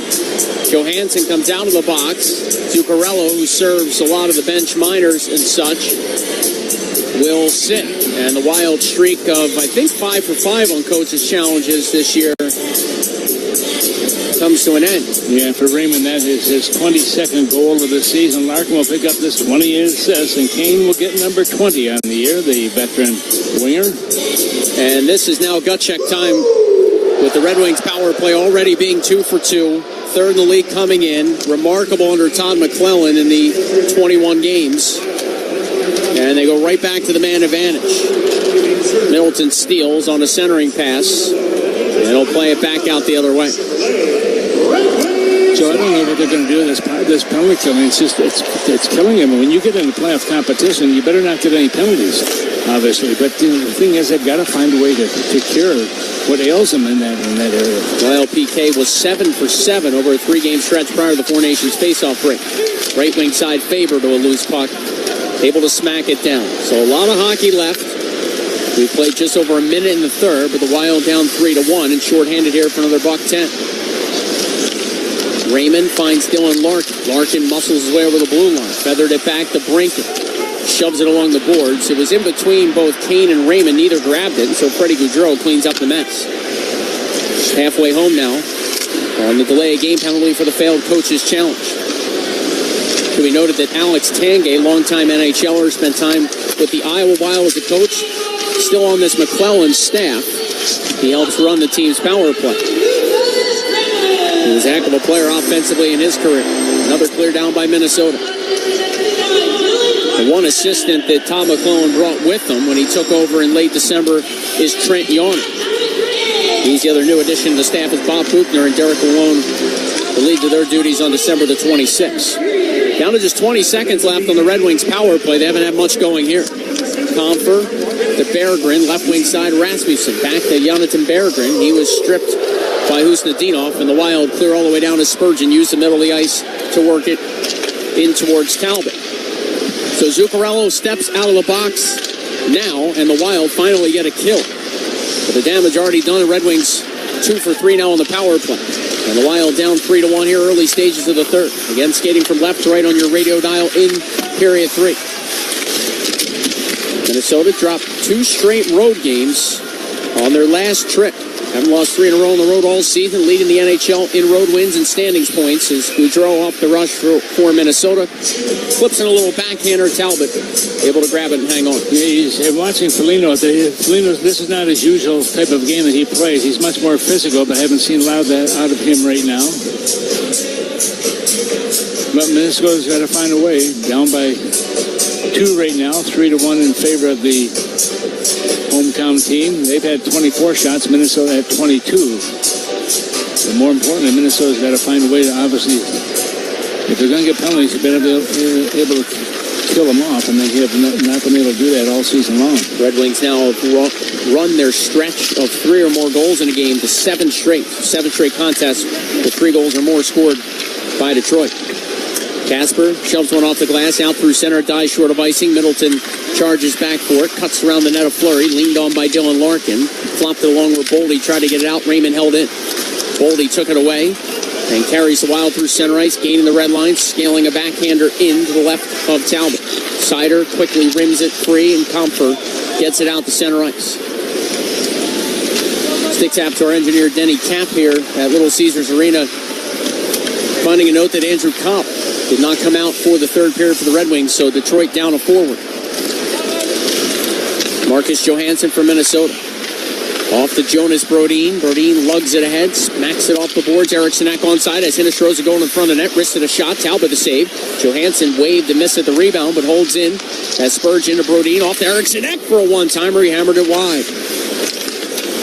Up shuttled around the Red Wings end boards. And Detroit uses a left wing breakout. The Brinkett fires it ahead, stolen by Spurgeon. They'll flip it free. Hinostroza, who has the Wild talent, leaves it back to Spurgeon. Looking for Eriksson Ek at the offensive blue line, able to deflect it in. And we've got a whistle here. They're calling icing. I'm a little surprised they called that icing. The defenseman looked like he tried to make a play for it. Or should have. So icing on Minnesota with 4:11 gone by in the third.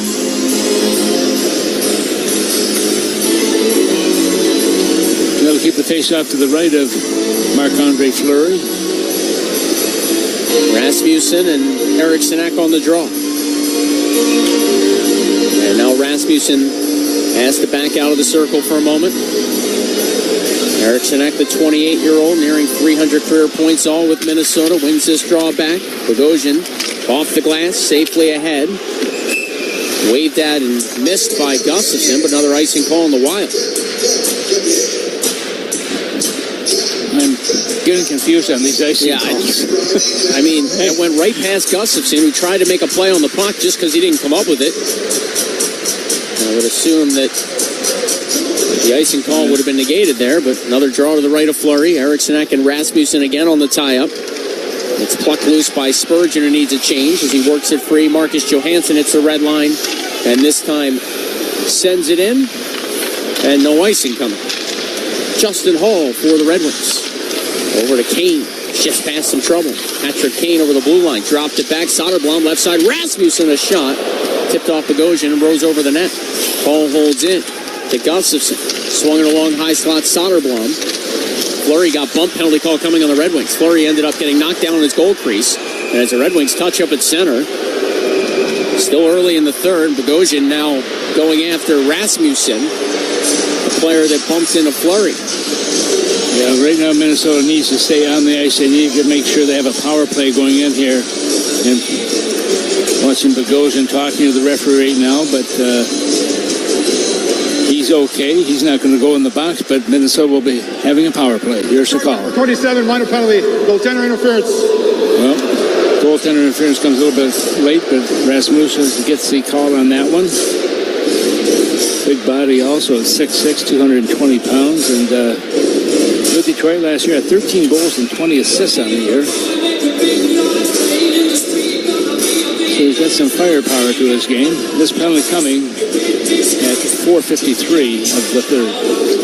Wild power play, but their only goal of the game on the batted in puck by Hinostroza.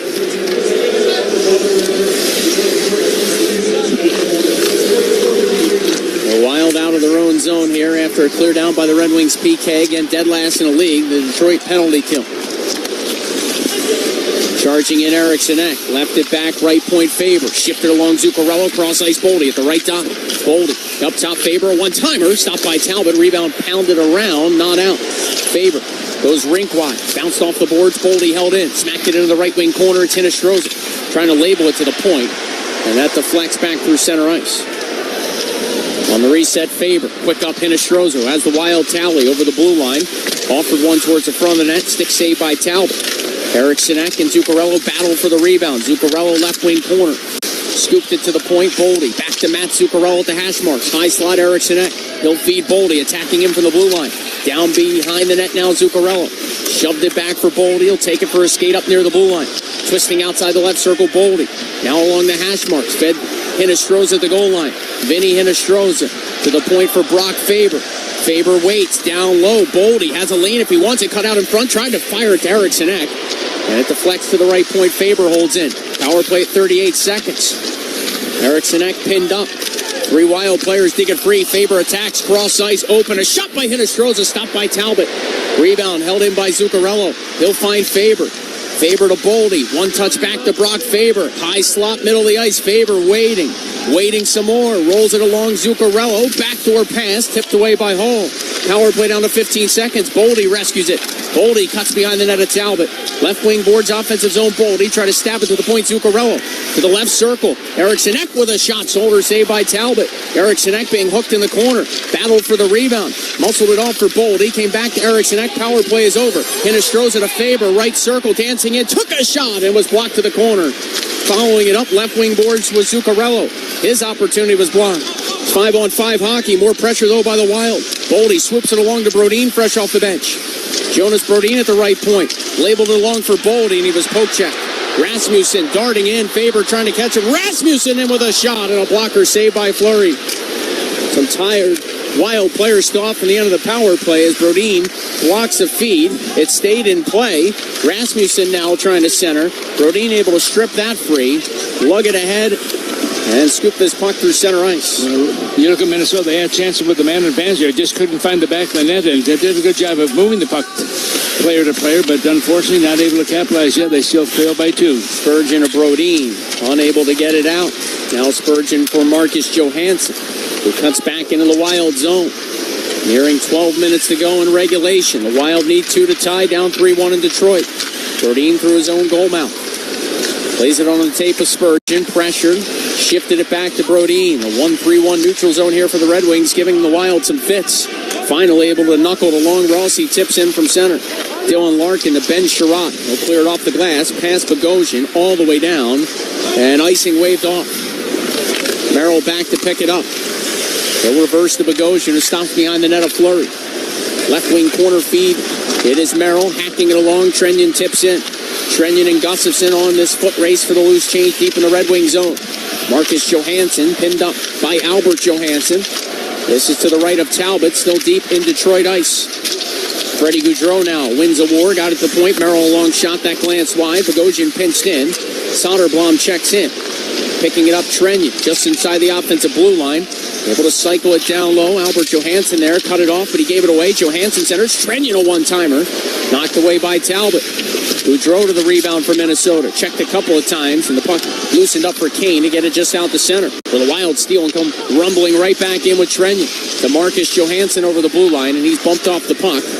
And it's thrown the other way by the Red Wings. Both teams look to change. Laurent Husnadinov for Minnesota. As we near the midway point now of the third. Time starting to become a factor here for the Wild, down 3-1. Merrill headmans, it tips in. Talbot just pulls it underneath them with 10:34 to go. And they won't take the TV timeout, TR, because that puck came in from the other half of the red line and was salted away by the goaltender. So we'll stay in live action here with the Wild looking for some offense. They've taken over the lead in shots all of a sudden. They have 9 third-period shots to this point. Well, they've had shots. They've moved the puck very well in this hockey game. Right now, they're not getting the rewards, and that's what they have to get. They've got to win these draws in the offensive zone, and they've got to stay to the penalty box. And that's what we talk about all the time. But winning the draw would certainly help Minnesota, hopefully, a little more offense. Moritz Seider for the Red Wings. Skates ahead, gets through center ice, fires it in. The Brinken and Faber come together. Puck jostled free for a moment. Ustadinov couldn't gather it cleanly. Now Faber skates behind his own net, stops behind the cage of Fleury, shakes out towards the right side, shows some good poise as Brock Faber, or lifting it out for Devin Shore. He got dumped by Sherratt right by the penalty box area. Puck finds Faber again. D to the left wing boards. Middleton gains the red line and chips it in. Seider back. Foligno took a run at him. Shore on the forecheck for Minnesota. Dug it free. Tried it to the left point. Middleton shot. Bounced off a body. Kicks to the left of Talbot. To Brinket grabs it. Carries around the Red Wings net. And then hands it off. Where Tarasenko now peels back as Detroit changes on the fly. Wild also getting some fresh bodies out. Moritz Seider back of his own net. 9:35 to go. Red Wings have won 8 of their last 10 here at home. All under Todd McClellan after dropping his debut as Red Wings head coach. McClellan won the Stanley Cup here as part of the Red Wings staff in 2008. The next year, they lost in the rematch to the Penguins with Marc-Andre Fleury, helping Pittsburgh win a Game 7 in thrilling fashion here in Detroit. Yeah, and this is the team also, Joe. I think they went to 24, 25 years in succession of being in the playoffs, and now they have not been there for the last 10. Now 9 minutes to go in the third. Larkin tries to peel it free. Edvinsson check. Larkin grabs the loose puck up near the offensive blue line. Sent it along a drive. Hit a body, changed directions wildly, and deflected past Fleury to his right, where Minnesota is on it. Good stretch pass for Jared Spurgeon, who leads the rush. Dropped it back for Boldy. Spun off the check of Rasmussen. Boldy fired one of the back posts. It ricochets free. Zuccarello's got it coming around the net. Matt Zuccarello hands it to the pinching defenseman Faber. His shot was blocked. Rossi gathers it for Minnesota. Up top, Zuccarello covering for Faber. Zuccarello across the blue line. Looked for Boldy. That pass a little out of stride. It deflects down low, where Rossi won the war. Knocked it along Middleton center. Zuccarello loaded in front, trying to stick handle free. It's loose in the blue paint. Talbot on his stomach, able to find it and get a whistle. Well, that area that's free and clear all of a sudden closes down in a hurry with about 4 red jerseys and a couple of white jerseys on the top of it. Finally, a TV timeout. 8:18 to go. Wild trail 3-1 here in Detroit. You're listening to Wild Hockey, presented by XL Energy. The NFL's top draft prospects are ready to show their skills at the 2025 Scouting Combine. The most dynamic player in college football, Travis Hunter. And SiriusXM NFL Radio will have exclusive interviews with prospects, head coaches, and general managers as they prepare for the NFL Draft. There is a surplus at certain positions this year where, hey, if we don't get one free agency, it's pretty deep in the draft. Coverage kicks off Tuesday at 9 a.m. Eastern on SiriusXM NFL Radio Channel 88 and the SiriusXM app. NHL Morning Skate. I think general managers must sit back in their chairs, Gore, and they must say, okay, if we make a coaching change here, chances are that at least for 10 games, we're more than competitive, and we're probably going to win much more than we lose. Coaches are probably yelling an expletive, right? About, whatever, how that particular trend is going. So you're right. So far, it's like perfect. NHL Morning Skate with Scott Laughlin and Gord Stellick. Weekdays, 7 a.m. Eastern on NHL Network Radio, SiriusXM 91, and the SiriusXM app. Join me, Gord Stellick, and Scott Laughlin as we recap the night that was on NHL Morning Skate, weekday mornings at 7 a.m. Eastern on NHL Network Radio, SiriusXM 91. The biggest names in the game. Trying to get behind Ristolainen, walks in, put it between his legs, shoots it, score! NHL play-by-play on SiriusXM. Join me, Scott Laughlin, and Gord Stellick, along with former NHLer Mike Johnson for NHL Morning Skate, weekday mornings, 7 a.m. Eastern on NHL Network Radio, SiriusXM 91.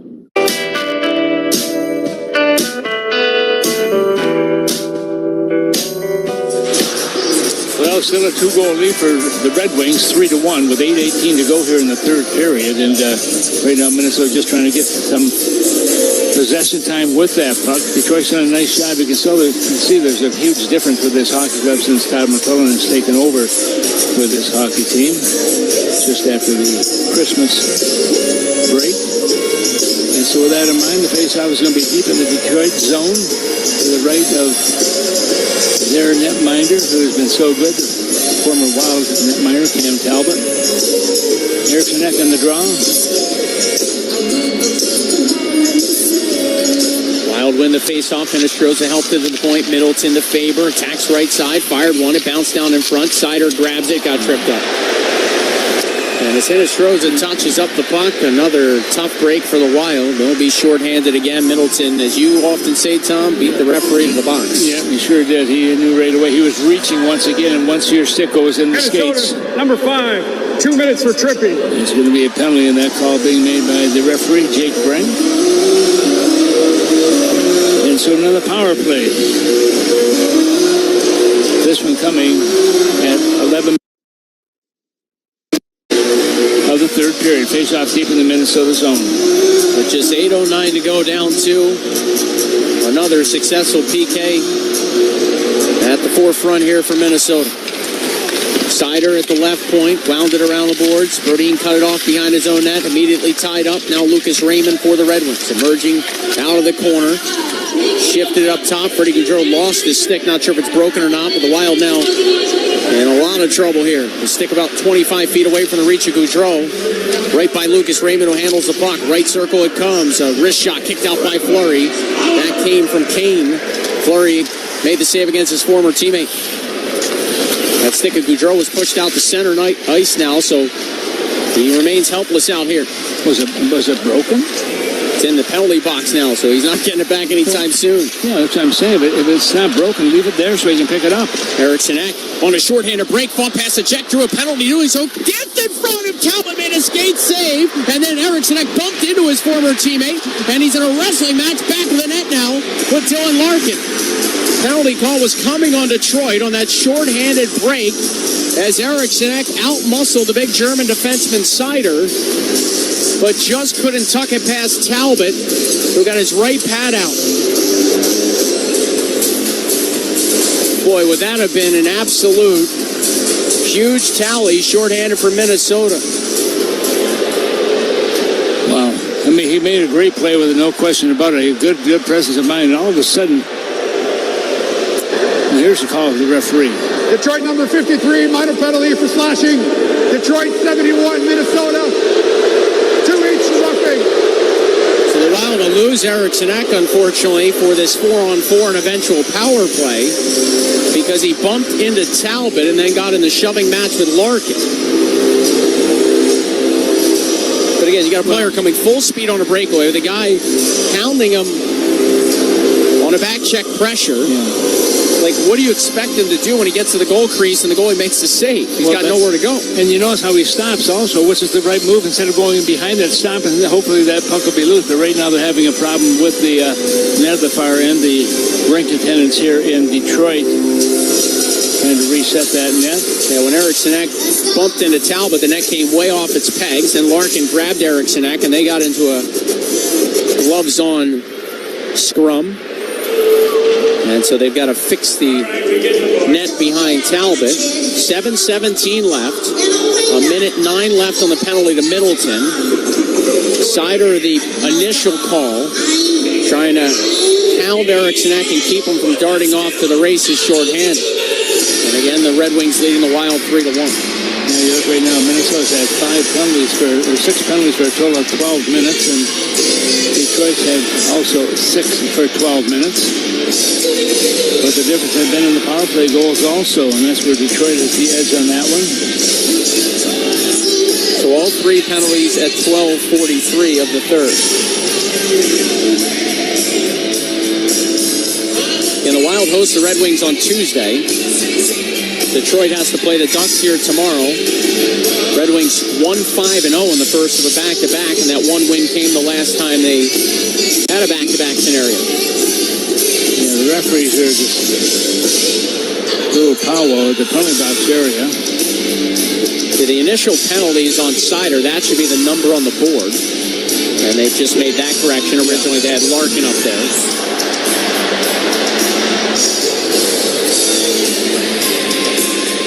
Well, face off to the left of Cam Talbot, who won 51 games in 2 seasons with Minnesota. Comfer and Goudreau on it. 4-on-4 action here.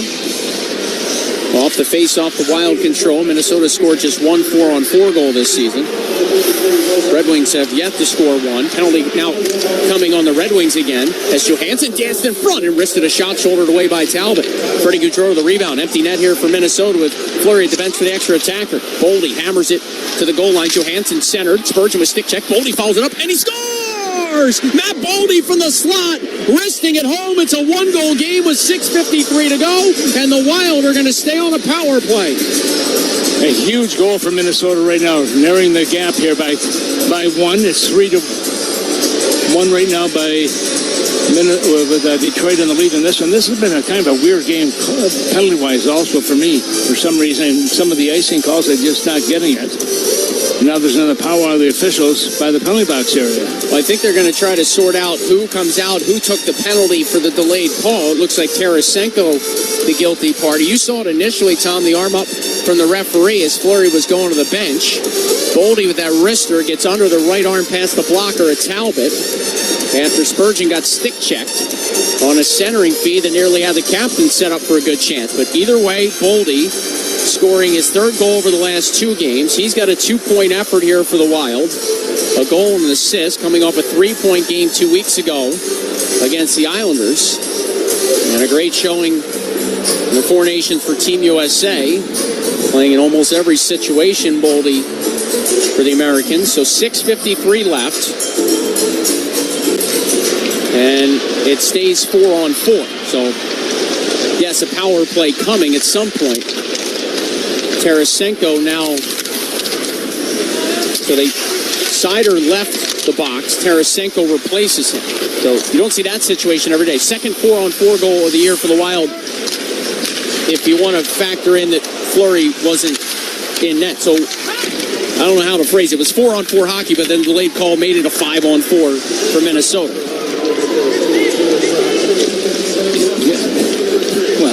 I'm going to go back and start reading the rule book again. Yeah. All right, so 5 seconds from now, Middleton comes out. We're back to live action. Tarasenko's in the box for another $1:15 as Middleton jumps out now. So a Wild power play, down 3-2 with 6 minutes left. Boldy chisels it free. Here's Brock Faber from left to right on your radio dial. Faber got the red line. Not much further. Rossi able to hammer it in. Rasmussen plays it behind his own net for Justin Hall. Tries to tie it up. Pressure coming from Hinostroza. Came back to Rasmussen. Hinostroza bothers him and took the puck away. Zuccarello now to Boldy. Wristing a shot. Talbot with the kick save. And the rebound filtered down by Sherrod. Yeah, great shot by Boldy once again. Couldn't find the opening. But boy, he's had some terrific wrist shots coming in this hockey game. 42 seconds left on the Wild power play.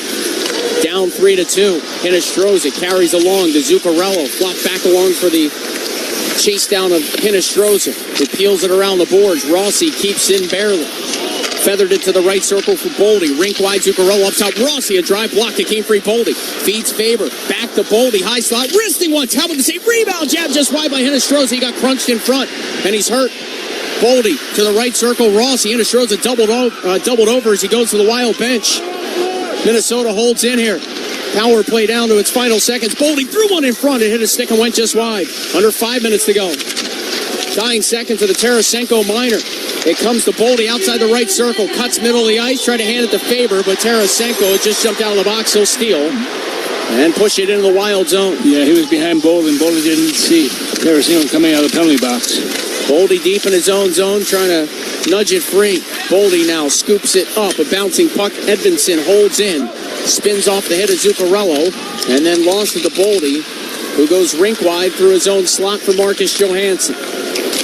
Brock Faber at his own right circle. The Wild down the goals. We hit the final 4:20 of regulation. Johansson lugs it ahead for Minnesota. He lost it over the blue line, and the Red Wings look to counter with Lucas Raymond. His goal right now in the opening seconds of the third period is the difference. Albert Johansson at center ice for Detroit. Pushes it in. DeBrincat trying to race to it. Back is Brodin. He'll stash it away from trouble. Spurgeon able to carry ahead for the Wild, hit the red line, and send it in from there to the Wild captain. We'll keep our eyes on Fleury with under 4 minutes to go. And the Wild down 3-2. Also, the status of Vinny Hinostroza up in the air as he went off on that power play shift. And a lot of discomfort over the blue line. Trenyon right wing boards. Met there by Johansson. And a pass in by Foligno off the mark. It draws Minnesota back to center ice. 3.5 minutes to go. Jake Middleton picks up the loose puck, swings it to Bogosian. Angled ahead, looking for Foligno to try and tip it in at center. Broken up by the Red Wings. Foligno helped it free Husnadino to Liam Ogren over the blue line with a long wrister kick save Talbot. Soderblom crunched by Foligno as he jarred it out the center. Bogosian plays it to Middleton. He'll feed it in from the neutral zone. Talbot turned it over. Ogren left wing boards from low to high. Middleton fakes a drive. Goes D to D. Zach Bogosian taking a shot. It was blocked out in front. Ogren hustles to it against Tarasenko. Husnadinov now.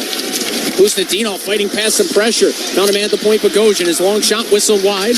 It's jabbed along and sent out the center ice end by JT Compher. Boy, Minnesota's picking up the pace once again in this third period, Joe. They've done a nice job with controlling the puck in the offensive zone, but they're still 1 goal short. 2:45 left.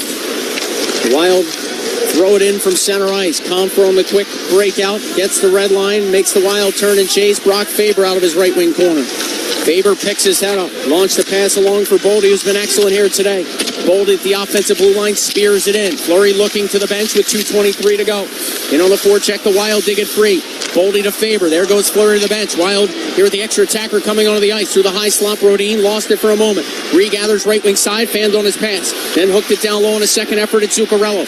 6-on-5 for Minnesota with just over 2 minutes to go down the goal. Faber to Boldy, wristing a long shot, caught the glass. Rossi tried to jab it back out in front. It was blocked. Rossi battles for it again. Carved it along for Zuccarello, right wing hash marks. He'll feed the point. Faber takes a look. Brock Faber waiting. Hands it to Boldy, left point. Boldy, rink-wide aerial pass. It's Zuccarello. Center point now Faber. Surveying. Brock Faber fakes a shot. Gave it back to Zuccarello. Threw one to the back post. It deflected just wide.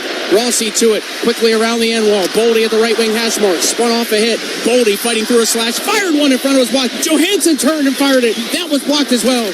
Now Rossi centering. Foligno scores! Marcus Foligno! Short side. Tucked it home. And with 91 seconds to go, the Wild have pulled even. Hits 3-3 in Motown. Well, big effort by Minnesota, certainly in the last minute of this hockey game, and they've done exactly what they have to do, and that's to tie up this game to make it 3-3. Shots right now, I believe, are going to be in favor of Minnesota again, 37-27. But what a play also. And, you know, just Foligno being the right guy at the right time. I said earlier, I haven't noticed him very much in this game, but boy, he took that pass coming in from behind the net, and a huge play also.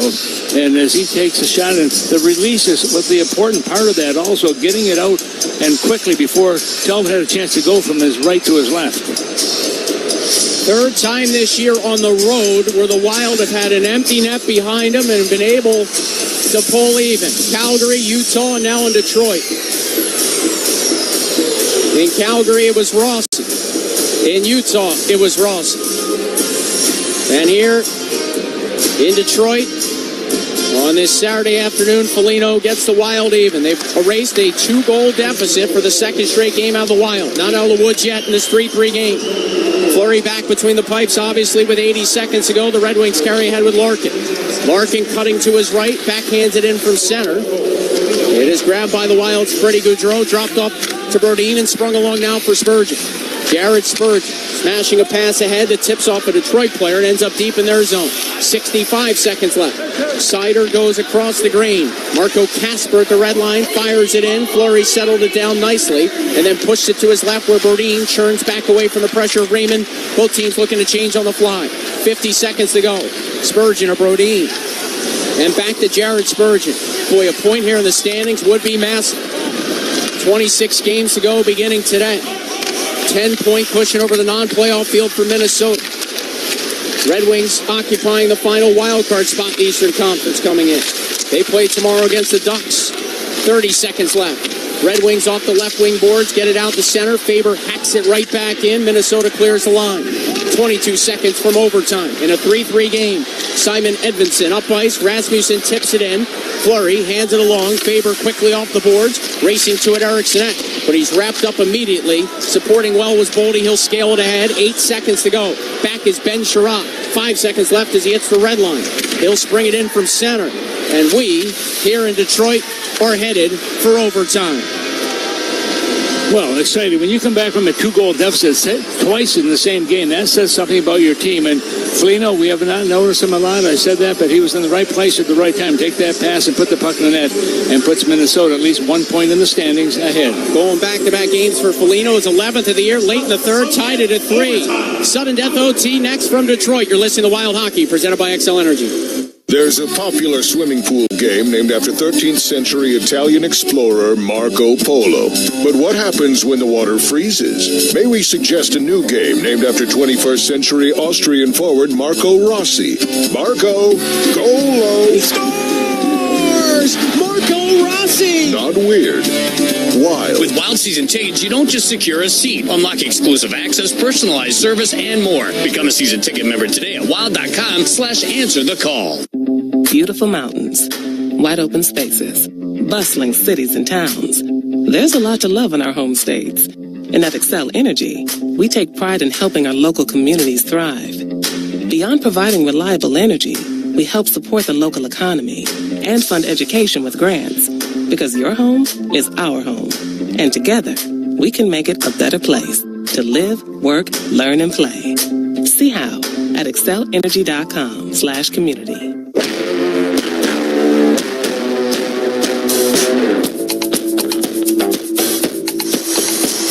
Well, sudden death overtime coming at 5 minutes sudden death. Right now it's 3-3. You look at the shots on net, it's 36-28 in favor of Minnesota. And Minnesota's been involved in 10 extra sessions this year. Their record 6-4. Detroit's been involved in 12. They're 7-5. But on a 3-on-3, Minnesota's played 6 times. They've won 4 of those 6. And Detroit's been involved in 9. They've won 4 and lost 5. So the face-off is going to be at center ice. Sudden death 3-on-3. This is when you really want to put your best foot forward on these situations. It's all about puck control. Winning that draw will be so important. The goaltenders have changed ends. So the Wild down 3-1, early stage of the third after the power play goal by Raymond, the opening seconds of the third. They had the failed coach's challenge for goaltender interference. It could have been lights out, but they got the big time kill and went to work. Boldy in the 4-on-4 situation, then with a delayed penalty and Fleury at the bench, essentially a 5-on-4 for the Wild. Cut the deficit to 1, and then with $1:31 left, Foligno in tight, short side, squeezed it past the left arm of Talbot, tying this thing up. Wild from right to left on your radio dial in overtime, Eriksson, Boldy, and Faber. On the other side, the Red Wings from left to right, Raymond, Larkin, and Gustafsson. So of the 6 players on the ice, 5 just played in the Four Nations face-off. And for a guy like Dylan Larkin, he's going to play 5 games over the next 7 days, including the Four Nations face-off and his time with the Red Wings. We're underway in overtime, the Wild with first possession. Boldy pumps it back behind his own net for Brock Faber. Faber casually navigates ahead. On the interchange, gives it to Boldy. Left wing side.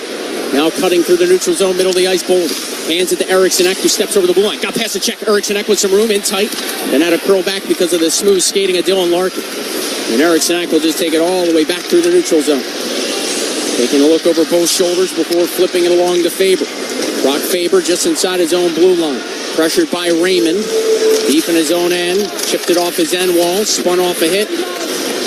Wild could use a change here possibly. Faber to Boldy. Cuts deeper in the Wild slot. Eriksson to be replaced by Marco Rossi. He grabs his puck fresh off the Wild bench. And then gives it back to Boldy at the end of his shift to start overtime. Hand it back to Rossi. Left circle. Cuts it back out to center for Boldy again. And the Red Wings haven't had the puck here through the first 65 seconds of sudden death OT. Fans are booing. Don't think their team isn't trying to get the puck. There's Rossi over the blue line to Zuccarello. Left side, a shot. Pick save Talbot. Rossi had the rebound for a moment, then lost it. Red Wings player went down in a heat pain and a penalty call. That is atrocious. That's Rossi. Is it Rossi getting the penalty? I mean,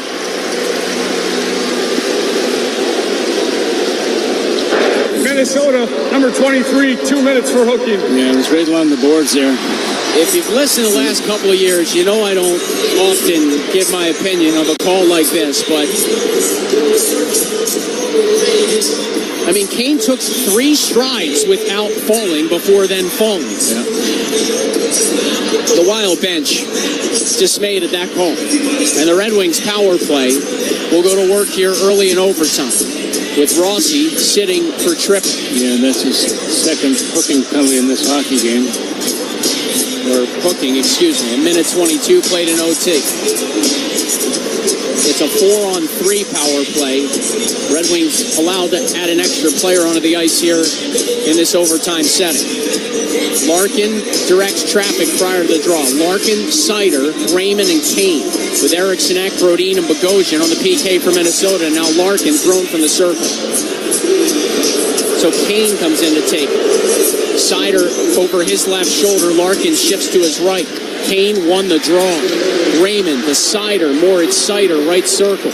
Down to the goal line for Patrick Kane. Kane coming out, has a lane, dances with the puck some more. Does Kane. Kane eyeing up Fleury, wrangling off the goalpost, trying to go short side high. He had his arms in the air. Sider now to Kane, a one-timer, hit the outside of the net. And Brodin in a loose puck rattled it all the way down off the left wing glass. Long change for both teams in overtime. Power play for the Red Wings in a 3-3 game. Each team's gotten a point in the standings. Second one still up for grabs. Raymond lugs it in deep into the Wild zone. Left it back for big Moritz Sider, who crisscrosses with Kane. It's rolled to the left circle. Lucas Raymond dances with it. Bogosian staring him down. Raymond through the high slot. Fired one to the back post. It whistled wide. Kicks off the boards. Eriksson will hammer it all the way down. An easy clear there. Yeah, he just wants to get the puck down the ice and get 3 fresh players on the ice for Minnesota. Jumping over the boards, Gaudreau, Faber, and Middleton. 2:40 to go in overtime. A minute left on the minor to Rossi. Kane carries ahead, feeds Raymond. To the left circle. It is Larkin up top, high slot, Sider. Give it along to Kane at the right face-off dot. Patrick Kane shaking towards the middle of the ice. Kane fires, missiled it wide. Freddie Gaudreau chipped it off the end wall. And Gaudreau will get to it and clear it down again. Not quite out of the woods yet. 38 seconds left on the minor to Rossi. We've just cracked the midway point of OT. Wild from right to left on your radio dial. The speedy Dylan Larkin lugs it ahead. Larkin deep into the Wild zone. It's his 5th season as a Red Wings captain. Scored 33 goals a year ago. The bouncing puck came out in front, and Fleury tucked it away from trouble. Larkin holds in. Right circle, Tarasenko. To the point, Eric Gustafsson. Back to Tarasenko. A one-timer stopped by Fleury. Middleton to the rebound. And he'll shove it down the ice. Yeah, off the boards and down. 8 seconds left on the PK. Quick up by the Red Wings. Tarasenko carries back in. Vladimir Tarasenko spun out of the right wing corner. Gustafsson now to Ben Sherratt. Sherratt with the power play expiring. Back to Gustafsson. His pass stolen. Out of the box is Rossi. Eriksson finds him. Hits a clean break. Rossi and a little Talbot. Failed on his shot. Got it back and he scores! Marco Rossi wins it in overtime!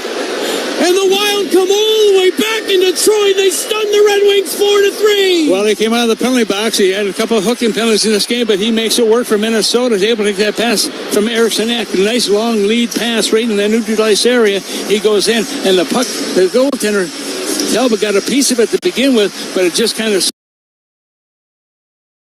slithered over the line. And Minnesota picks up 2 well-deserved points of this hockey game. And boy, they're a relief right now. After being a couple times in this game by and coming back, especially in this third period, it makes it work. Tom, he fanned on his initial shot and then somehow in the goal crease got it back and just flipped it an inch or so over the goal line for his 20th of the year, his second career overtime winner. And Marco Rossi, with that goal, becomes one of just 3 Austrian-born players ever with consecutive 20-goal seasons. He hit that mark as well a year ago. Well, what a terrific play by Minnesota also. You know, you're in the penalty box, and I know when you're in that situation and the team has a power play, you don't want to be the GOAT in the hockey game. He goes out to turn quickly, and Minnesota is able to capture that puck and